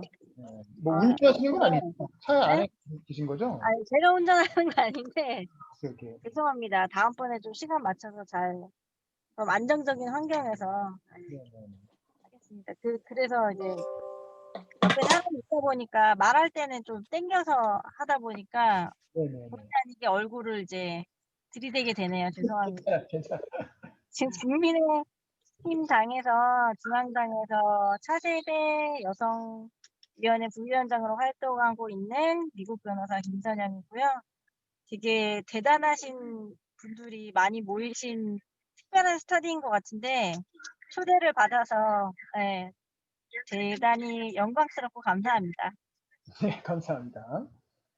잠깐만 서울시를 제가 좀 더 추가 소개를 드리면, 서울시는 사업을 하시는 분이죠. 원래 이분이 그 연세대 공대를 나오시고, 그 공대 아름이라는 광고 있었잖아요. 거의 뭐, 그 연대공대를 나와서 LG전자에 들어가서 그 대기업 사원으로 잘 회사 생활을 하시다가, 이제 본인이 좋아하는 패션 쪽, 원래 전공은 전혀 패션이 아닌데, 공학 전공하신 분인데, 이제 우연한 기회에 뭐 공동구매 같은 걸로 이제 옷 만드는 일을 좀 옷을 기획하고 만들고 이런 일을 하시다가 이걸 하나의 내 사업으로 한번 해봐야 되겠다라고 생각을 하고 창업에 뛰어드신 거예요. 회사를 그만두고 이제 회사에서 번 돈이랑 노하우를 가지고 이제 본인 회사를 만들어서 지금 바이서우라고 하는 그 레버 범피스라고 하죠. 이제 되게 날씬하신 분들이 많이 입는 것 같은데 이제 몸에 이렇게 두르는 방식으로 입는. 근데 한국 사람들도 부담 없이 입을 수 있는 그런 예쁘면서도 안전한 옷 이제 이런 컨셉으로 만드셔서 지금 뭐 굉장히 사업을 뭐 확장하고 뭐 여기저기 백화점에 뭐 들어가고 뭐 이러고 있던 와중에 코로나가 터져서 요즘 굉장히 좀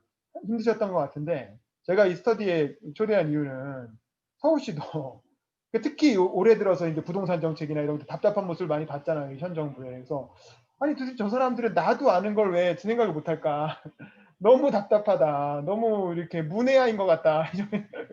뭐 그래서 답답한 마음에 나라도 기회가 되면 한번 정치를 해봐야 되지 않나 이제 약간 이런 이제 생각을 하신 것 같아요. 그래서 이제 그런 걸 저한테 상담을 하시길래 그럼 내가 이제 정치를 꿈꾸는 청년들이 같이 공부하는 모임이 있는데 한번 같이 해보지 않겠느냐라고 제안을 해서 지난번부터 같이 이렇게 스터디를 참여하고 계시다라고 좀 보충 설명을 드리고 서우씨 혹시 이번에 김 네. 대표님 책이잖아요. 네네. 소감 있으면 좀 짧게 말씀해 주실까요? 소감. 소감이요? 네네네.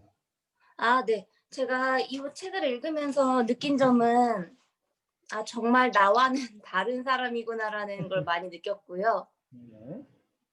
근데 제가 지금 잘 안 들려서요, 기자님. 저는 잘 들리는데. 그래요? 그래서 정말 나와는 다른 사람이다라는 걸 느꼈고 그리고 무언가를 달성할 때 그 방법이나 어떻게 해야 하는지 이런 것들에 대해 되게 중시하면서 본인이 정말 되게 평범한 사람이지만 뭐라고 해야 될까? 그 안에 비범함을 표하면서 진짜 이 사람은 우리와 다른 사람이구나라는 것에서 많은 걸 느꼈고 제가 이걸 좀 읽은 지 좀 돼가지고 약간 기억이 가물가물한데 그러한 부분들에서 많은 걸 감명을 받았고 특히 좀 인상적인 일단 내용, 그렇습니다. 특히 인상적이어서 기억에 남는 내용? 기억에 남는 내용이요? 네네. 특히 인상적이어서 기억에 남는 내용은 사실 저는 그 앞부분에서 제가 정확히 기억이 안 나는데 막 그런 부분들 본인도 이렇게 원래는 용기가 없었지만 이렇게 정치를 용기가 있는 사람이 아니고 정말 평범한 사람이었지만 정치를 하면서 자기가 이러한 정의를 실현하기 위해 용기라고 해야 될까요? 그런 게 발현이 된 거지 자기도 원래는 평범한 사람이었다.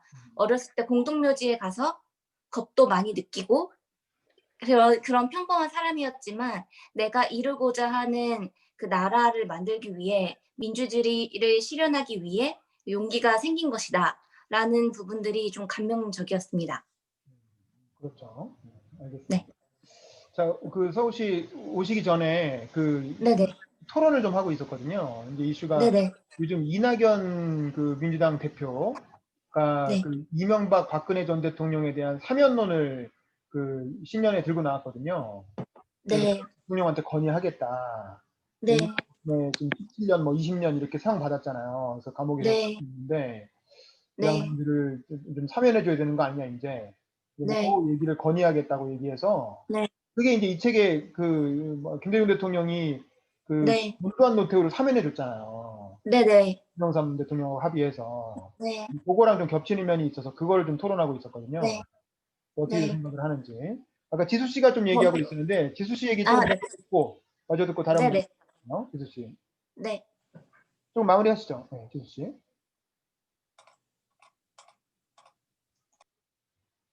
음소거 키시고. 아까 했던 얘기 이제 마무리하면은 성우님이 들어오셔가지고 이제 저는 이 의도가 이제 진짜 화합을 하려고 저는 진짜 화합을 하려고 낸 카드였으면 좋겠다라는 생각을 하고 정치적으로 이용하려고 하는 카드가 아니었으면 좋겠고 왜냐면 국민이 나중에 다 알기 때문에 두 번째는 그 사면을 한다 하더라도 지금 타이밍이냐에 대해서는 조금 저도 갸우뚱합니다. 예. 왜 지금 타이밍일까요? 되게 좀 걱정하고 뭐 예를 들면은 대통령 되고 나서 한 2년 뒤에 1년 뒤에 그렇게 딱 끝자락이 아니라 딱 거의 막판이 아니라 선거 많은 거 전이라고 좀 오해받을 수 있으니까 그렇게 했을 때 더 결국은 저는 국민들이 훨씬 더 똑똑해지고 있으니까 이런 결국은 국민들이 더 잘 판단하기 때문에 이런 시기 때 이런 얘기 하는 게 조금 되게 양쪽에도 되게 애매하게 통합보단 더 가오띠용하다 두 가지 생각이 있었는데 네 가지 생각이 되는 그런 효과가 있었다고 생각합니다. 그렇죠. 우리 김선영 변호사님도 한번 그 어떻게 생각하세요? 또 국민의힘 아니 보람 씨가 먼저 얘기하실래요? 아니요. 그 지수 선생님한테 질문해도 돼요? 네네네. 그 이낙연 대표님의 그 사면 제안 발언에 대한 생각 말고 사면에 대한 김지우 선생님의 생각도 듣고 싶습니다. 네, 본인 생각, 본인 어떻게 생각하는지. 본인이 저는 만약 일단 김지수 대통령이야, 자기 임기 중이야. 근데 이제 맞습니다. 사면관이 갖고 왔어. 어떻게 하겠어? 안 시키면 안 되나? 그 일단은 두 가지인데 대통령 싸잡아서 이렇게 같이 사면하는 것보다 저는 케이스 바이 케이스인데 박근혜 대통령 같은 경우는 일단 우리 사법 그러니까 입법 행정 우리 상권 분립 국가인데 거기서 이제 일단은 판단이 나고 나서 그 다음에 해야 된다고 생각을 하고요. 이명박 대통령 같은 경우는 저는 지금은 저 솔직히 말씀드리면 사면은 시작된 지 얼마 되지도 않았는데 사면을 해야 된다는 건 조금 저는 좀 반대하는 입장입니다. 지금 사면하는 거는 나중에 하더라도 지금 바로 하는 거는 전 아니라고 생각합니다. 오케이. 김선영 변호사님 어떻게 생각하세요? 저도 김지수님이랑 비슷한 생각인 것 같아요. 뭐 정치 대통합 측면에서는 하는 게 당연히 맞는 거고, 근데 지금 시점에서 하는 게 조금 뭐 자기가 본인이 감옥 가기 싫어서 사면을 주려고 하는 것 같은 아니 저는 이제 이낙연 대표 말고 문재인 대통령이 시켰겠죠. 네. 그래서 그런 게 아닐까라는 생각도 들면서 근데 국민들이 그런 거를 못 알아챌 정도로 바보인가? 라는 바보가 아니었으면은 하는 그런 생각도 들고요. 또 저희 당 입장에서는 사면을 하든 안 하든 조금 저희한테는 별로 안 좋은 것 같아요. 사면을 해도 뭐 저희한테 그렇게 득적이 없는 것 같고 안 하고 이런 발언을 한다는 것 자체가 어쨌든 저희한테는 굉장히 좀 불리한 것 같은데 법률적으로 보면은 뭐 대통령이 사면한다는데 미국이나 한국이나 뭐 문제는 없겠죠. 근데 조금은 이제 그런 거를 국민들이 뒤에 있는 그런 좀 수를 좀 알아차려 주시고 사면은 사면대로 하고 또 저희 당을 다음 두 개의 선거에서 찍어주시면은 저희는 감사하죠. 네네. 너무 큰 바람인지 모르겠는데 네, 저는 되게 좋은 큰 그림에서 보면은 좋은 거라고 생각해요. 근데 대체적으로 김지수님 의견에 예, 동의를 많이 합니다. 네네. 우리 김보람 씨. 네, 어떻게 생각하세요? 네, 뭐 너무 예, 그 사면에 대해서는 너무 좀 너무 그 복, 복잡한 그런 심정이 많이 들고요.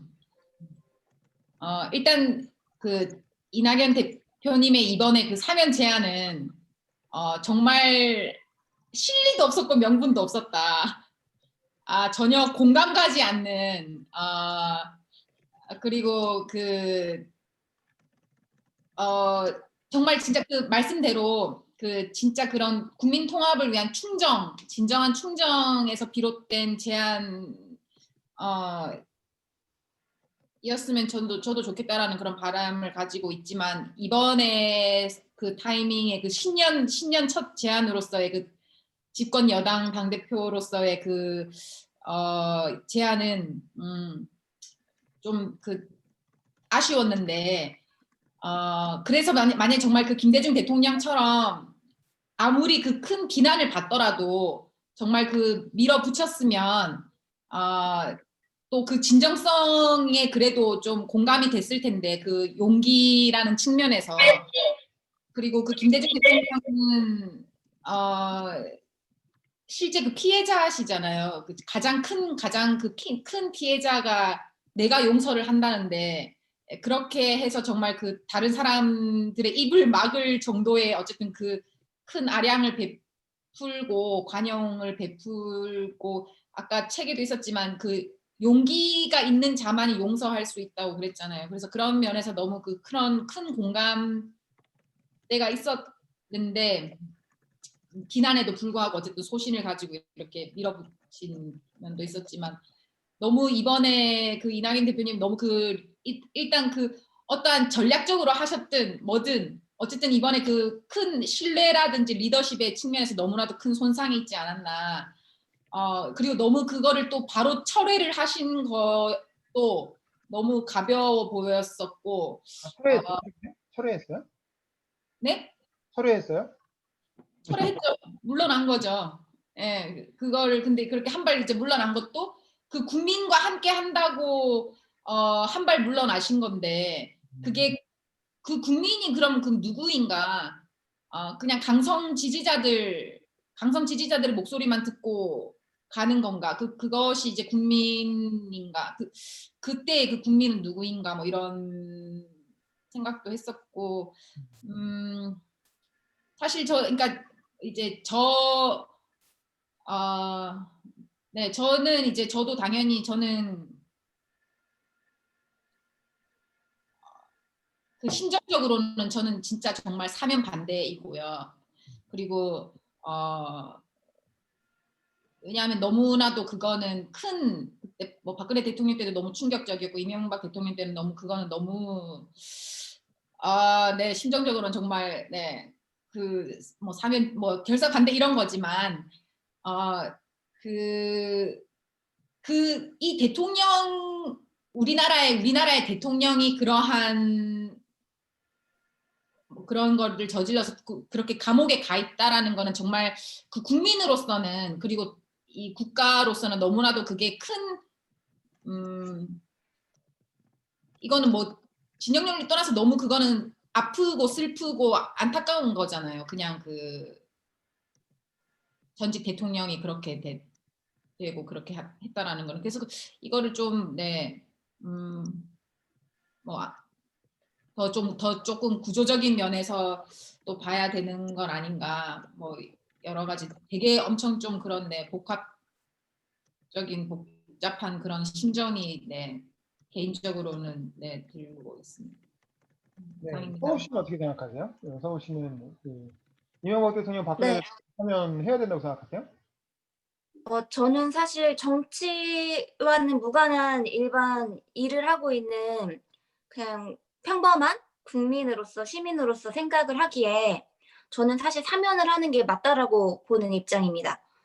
왜냐하면 일단 김대중 대통령도 국민에게 나쁜 일을 했던 뭐 그렇게 표현을 하자면 노태우 대통령이랑 전두환 대통령을 다 사면을 했잖아요. 그건 그들이 정말 잘못이 없어서가 아니라 통합과 화합을 보는 큰 그림을 그리고 사면을 한 거라고 생각을 합니다. 그리고 저희 그냥 국민 입장에서 정치와 무관한 그냥 일반 생활을 하는 국민들 입장에선 이렇게 전직 대통령들이 물론 잘못을 한 것들이 있겠죠. 그리고 그거는 징역을 확정함으로써 그 잘못에 대해서는 처벌을 받아야 한다라고 했고요. 하지만 이러한 것들이 저희는 정치 보복에 대한 악순환의 고리라고 생각이 들거든요. 미국 같은 경우에도 트럼프가 지금 미국 대통령으로서 뭐 처벌받을 일을 많이 했을 거라고 생각이 들지만 바이든이 그런 것들에 대해서 정치 보복을 할 것이냐라고 했을 때 그런 일은 일어나지 않을 거라고 생각합니다. 그리고 약간 국민들 입장에서 보기에는 대통령 되면 무조건 깜빵 가야 돼. 잘못을 했을 거야. 언제든 정권 바뀌면 보복당할 거야. 되게 소모적으로 보이는 것들도 있고 이러한 정치 보복의 악순환 고리를 끊기 위해서 통합과 화합의 길을 보여주는 게 좋지 않을까라는 생각을 해보았습니다. 네, 맞습니다. 마지막으로 제 생각을 좀 말씀드리면 저는 사면해야 된다고 생각을 해요. 기본적으로 이명박과 박근혜가 지은 죄가 20년, 30년 감옥에 있을 죄는 아니에요. 사람들이 오해를 많이 하는데 사실은 그 당시의 여론, 그 박근혜 탄핵당했을 때의 여론이나 혹은 그 이명박 대통령은 노무현 대통령 서거에 대한 책임론인 거예요, 사실은. 그 이명박 대통령 스스로도 얘기했는데 이건 정치보복이다. 노무현 대통령 죽은 거에 대해서 나한테 지금 안갚음하고 있는 거다. 이렇게 본인도 얘기했거든요. 그게 맞아요. 실제로 그 정서가 작동하는 거예요. 이게 뇌물죄라는 거잖아요. 뇌물죄. 그 다음에 국고손실죄, 공천 개입죄 이런 거예요. 근데 이 뇌물죄라고 하는 거는 이제 뭐 포괄적 뇌물죄라 그래서 최순실한테 준 게 박근혜한테 준 뇌물이다. 뭐 이런 식으로 가는 거고 이명박은 그 다스는 누구 거냐 해가지고 다스 소송비를 대납한 게 뇌물이었다. 뭐 이런 식이고 뭐 이렇거든요.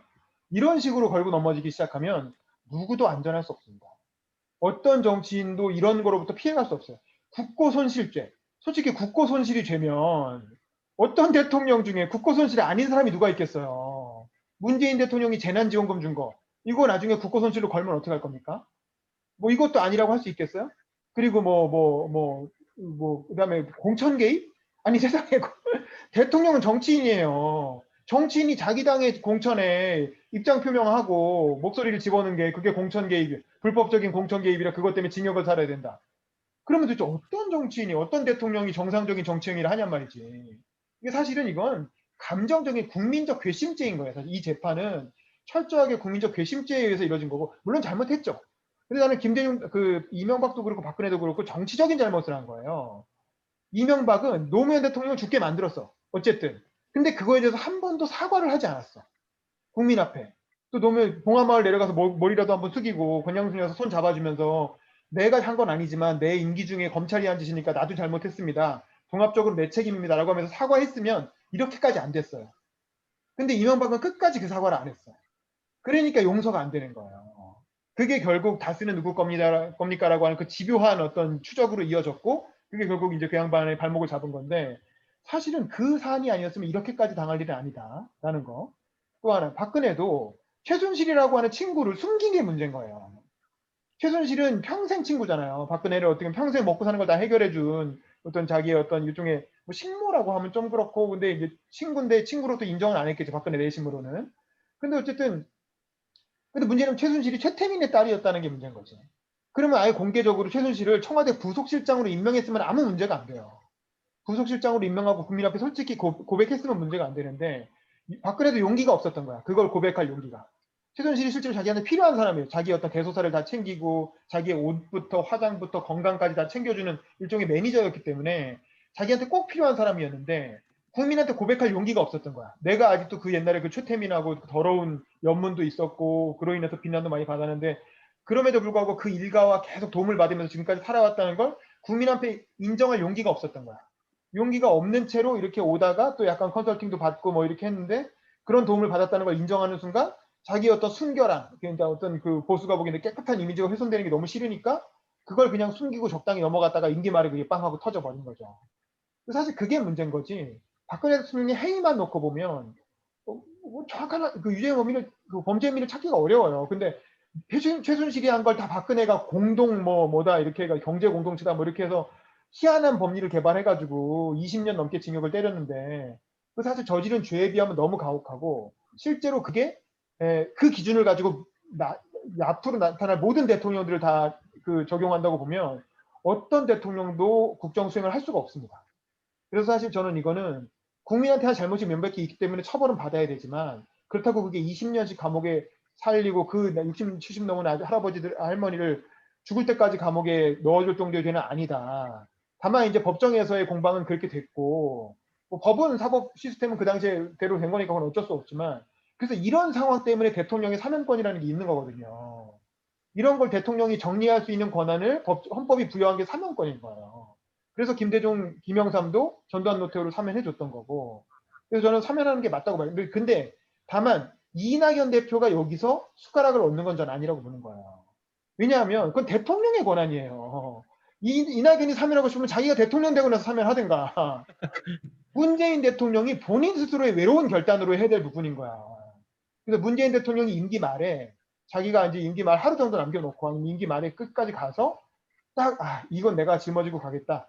그래서 이 두 분에 대한 사면은 내가 책임지고 하겠다고 해서 깜짝 발표해가지고 어느 날 딱 기자회견 잡아서 갑자기 엠바고 걸어놓고 갑자기 기자들 불러 모아서 딱 설명하고 그리고 이건 다 내가 책임질 테니까 이걸 위해서 비난할 일 있으면 다 나한테 해라. 그리고 임기 끝. 그리고 넘어가야 될 사안인 거지. 그리고 아니면 이낙연이 대통령이 당선되고 나서면 상관없죠. 당선되고 나서 문재인 대통령과 협의해가지고 저는 차기 대통령 신분으로서 건의해서 현직 대통령이 문재인 대통령이 받아들여서 합의해서 사면하는 그러니까 김대중 대통령도 그런 식이었잖아요. 그렇게 두 대통령이 합의해서 하는 거면 상관없는데 이낙연은 아직 그럴 정도의 국민적인 맨데이트가 없잖아요. 그냥 여당 대표일 뿐이고 더군다나 지지율 떨어져서 3인데 지금 이 상황에서 대통령도 안 된 사람이 무슨 권리를 갖고 이렇게 중요한 대통령의 권한에 숟가락을 얹냐 이거지. 만약에 김선영 변호사님이 말씀하신 것처럼 문재인 대통령이 만약에 이렇게 시킨 거다. 문재인 대통령이 자기가 좀 말 끝내기가 좀 명구스러우니까 이낙연하고 만나서 이낙연 당신이 건의하시오 그럼 내가 받아들일게. 이렇게 해서 한 거라면 둘 다 되게 비겁한 거예요. 사실 이건 문재인 대통령이 스스로 결정해서 그 책임까지 져야 될 부분이고 근데 이걸 이낙연을 통해서 하려고 했다는 건 되게 비겁한 거고 이낙연 만약에 그런 게 없었는데 이낙연이 혼자 손가락 얹으려고 한 거면 그거는 주제 넘은 거예요. 이런 부분은 그렇게 할 문제가 아니다라는 거야. 이낙연이 그렇게 하고 싶으면 대통령 먼저 당선되고 나서 당당하게 국민의 위임을 받아서 사면을 요청하던가 그러면 그건 일리가 있죠. 그거는 얘기가 되죠. 근데 이제 그렇지도 않은 상황에서 자기가 지금 3위로 떨어지고 이재명은 선명하고 강경한 노선으로 인기가 있잖아. 그러니까 중도 쪽에 뭔가 어필할 필요가 있었던 거지. 근데 중도에 어필하기 위한 카드로 사면론을 쓰는 건 그건 사실은 저는 그 정당하지도 않고 그리고 효과적이지도 않다. 근데 그 얘기는 뭐냐면 이낙연이 중도에 어필은 해야 되겠는데 컨텐츠가 없는 거야.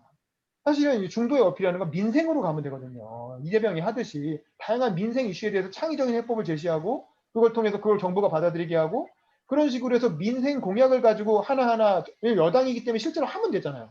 저게 실제로 할 수 있는 집행권을 갖고 있거든. 그러면 그걸 통해서 여당 대표니까 총리 출신이고 얼마든지 그거 할 수 있는데 문제는 이 양반이 컨텐츠가 없는 거야. 그렇게 쌓아놓은 자기만의 정책 콘텐츠가 별로 없는 거예요. 그리고 그런 걸 하려면 예를 들면 그로 인한 책임을 또 자기가 져야 되거든. 예를 들면 의대 정원 확대하면 또 의사들 반발하잖아요. 그럼 그걸 해서 욕먹을 걸 자기가 감수하고라도 해야 되는 건데 문제는 이 양반이 준비된 콘텐츠가 별로 없어. 자기 스스로도 이걸 꼭 해가지고 내가 이 책임을 지고 욕을 먹더라도 해야 되겠다고 생각하는 그런 아젠다도 별로 없고 근데 3위로 떨어지니까 인기는 끌어올려야 되겠고 중도에 어필해야 되겠고 그러니까 이제 있는 것 중에 제일 큰 거 하나 이해하기 쉬운 거 하나 잡아서 숟가락 얹어갖고 그냥 뭔가 이렇게 한건 해보려고 한 거죠. 근데 너무 속이 뻔히 보이고 너무 얕다. 근데 이렇게 중요한 사안을 그런 식으로 처리할 게 아니다라는 거죠. 그래서 저는 기본적으로 사면을 해야 된다고 생각을 하지만 문 대통령 임기 말에 문 대통령의 결단으로 해야 될 부분이고 차기 대통령과 협의해서 할 문제고 이런 식으로 어떤 특정 대선 주자가 자기의 인기를 끌어올리기 위한 수단으로 활용할 문제는 아니다. 이 사안이 가지고 있는 중대성을 고려해 볼 때. 그래서 저는 좀 그렇게 하면 안 될 것 같아요. 그래서 그리고 잘 되지도 않을 것 같고 안 되니까 철회하잖아요. 얼마나 모양 빠집니까? 이렇게 되면 나중에 문재인 대통령이 사면하기도 되게 껄쩍지근해지는 거거든요. 이렇게 한번 나와서 빙배 버리면 사면을 할 때도 뭐 그때 한번 나왔던 얘기 되는 거니까 식상하고. 그래서 저는 뭐 이런 식으로 처리할 문제는 아니었는데 이낙연 대표의 어떤 미천이 드러난 사건이었다고 보고, 결국 아마 이렇게 되면 이낙연 대표는 다시 이걸 회복해가지고 대통령 되긴 되게 어려워졌다. 그래서 다음 차기 대선 구도는 아마 윤석열 대 이재명의 양강 구도로 결국에는 정리가 되지 않겠는가. 뭐 이런 전망도 한번 해보게 되는 거였습니다. 그러네요. 자, 어쨌든 오늘 한 2시간 정도 얘기했으니까 뭐 이 정도로 마무리할 텐데, 우리 간단하게 소감 나누고 끝내도록 하죠. 요 부분부터는 이제 일종의 랜선 디프디로 해서 각자 뭐 음식 준비한 거 있으면 한잔 하면서 참고로 저는 이 와인을 좀 준비했습니다. 이렇게 간단히. 우리 서우님하고도 같이 사진 찍어야 되는 거 아닌가요? 이따 끝나기 전에 찍을 거예요. 그 전에 간단히 소감 얘기하면서 마치도록 하시죠. 우리 먼저 또 어떻게 될까? 우리 치수 씨부터 먼저 얘기할까? 예. 선영 씨, 서우 씨, 요 순서로 한번 소감 얘기하고 끝낼게요. 제가 아까 이 책 읽으면서 초반에 했던 말씀을 올렸는데, 저는 진짜 그 진영이 다른 그 분들과 소통을 진짜 많이 하고 싶어요. 그래서 아까 되게 합리적인 그러니까 그 합리적인 방안이 나오는 것 같고, 그 한쪽에 있으면은 한쪽 말만 뭐 거의 뭐 이제 어떻게 보면은 나 맞다 해버리면은 거기에 빠지지 않아도 적어도 이제 기준이 막 왼쪽으로 가거나 오른쪽으로 넘어가거나 되는데, 이렇게 스터디 모임을 저희가 가지면서 저희가 각자의 위치를 인정하면서 얘기를 하면은 합리적으로 되거든요. 예. 근데 서로 쟤는 좌일 건데 왜 우지? 쟤는 우일 건데 왜 좌지? 이렇게 해버리면 또 이제 실망하는데, 각자 어느 당이고 이게 있으면은 이런 걸 인정하면서 합리적인 방안과 아까 말한 민생 문제 있잖아요. 사실은 민생 문제. 지금 민생 문제를 해결 못 하고 있는 많은 부분들이 있는데, 그런 것들 갖다 얘기를 해버리면은 참 좋지 않을까라는 생각을 했고, 또 하나는 이 스터디 모임 할 때마다 느끼는 건데, 이렇게 그 여야 같이 해서 만나서 청년끼리 국회의원들끼리 하기 더 어렵거든요. 진영이 있으니까. 근데 좀 느슨한 데가 이쪽인데, 느슨한 데서 원래 혁신적인 아이디어랑 세력들이 태어난 듯이 좀 당을 떠나가지고 진짜로 좀 얘기해봤으면 좋겠습니다. 네, 감사합니다. 보람 씨, 소감. 예, 오늘도 너무 좋았고요. 다시 한번 새삼스럽게 이 스터디의 소중함과 또 네, 위대함을 또 다시 한번 느꼈습니다.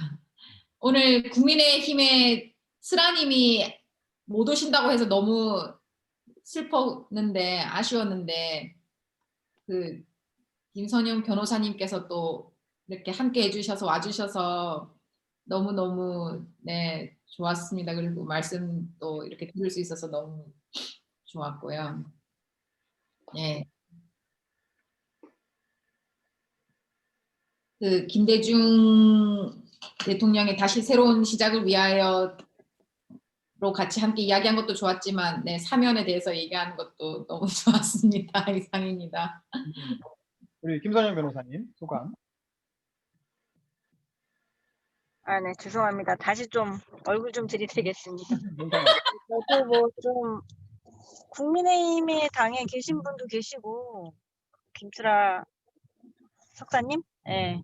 그분은 스터디도 같이 하시는 분인데 몰랐는데, 좋으신 분들도 저랑 다른 생각을 가지신 분들 이렇게 만나는 것도 되게 좋은 것 같고, 이 책 읽으면서 저는 몰랐는데 아까도 뭐 잠깐 말씀드렸지만 김대중 대통령이 카톨릭 신자였더라고요. 그래서 저는 그 한 챕터는 그 자기가 크리스찬인 이유 그런 거에 대해서 되게 할애를 하셨었는데, 좀 정치인이 이렇게 종교적인 그런 얘기를 하는 것도 좀 저는 이제 신앙이니까 조금 낮은 자세, 포용하는 자세 이런 거에 대해서도 좀 얘기를 하셨는데, 정치인이 사실 그러기가 쉽지가 않잖아요.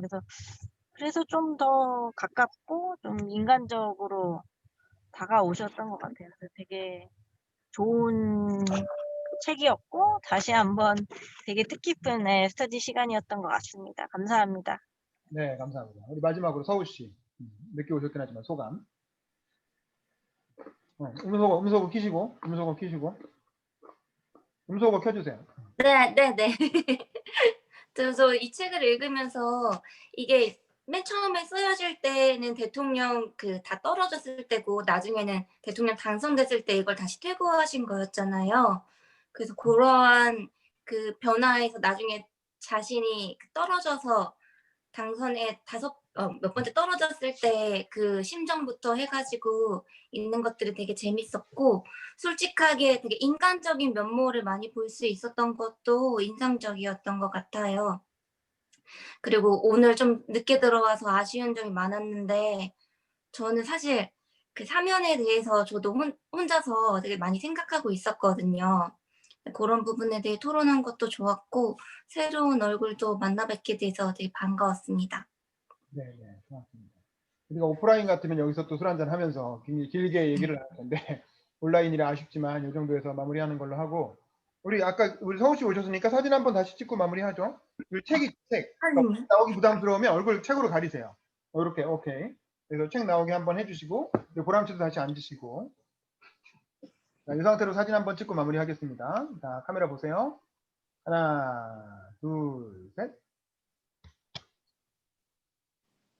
이게 됐는지 좀 기다려봐요. 잠깐만 있어봐. 됐냐. 오케이, 된 것 같네요. 자, 좀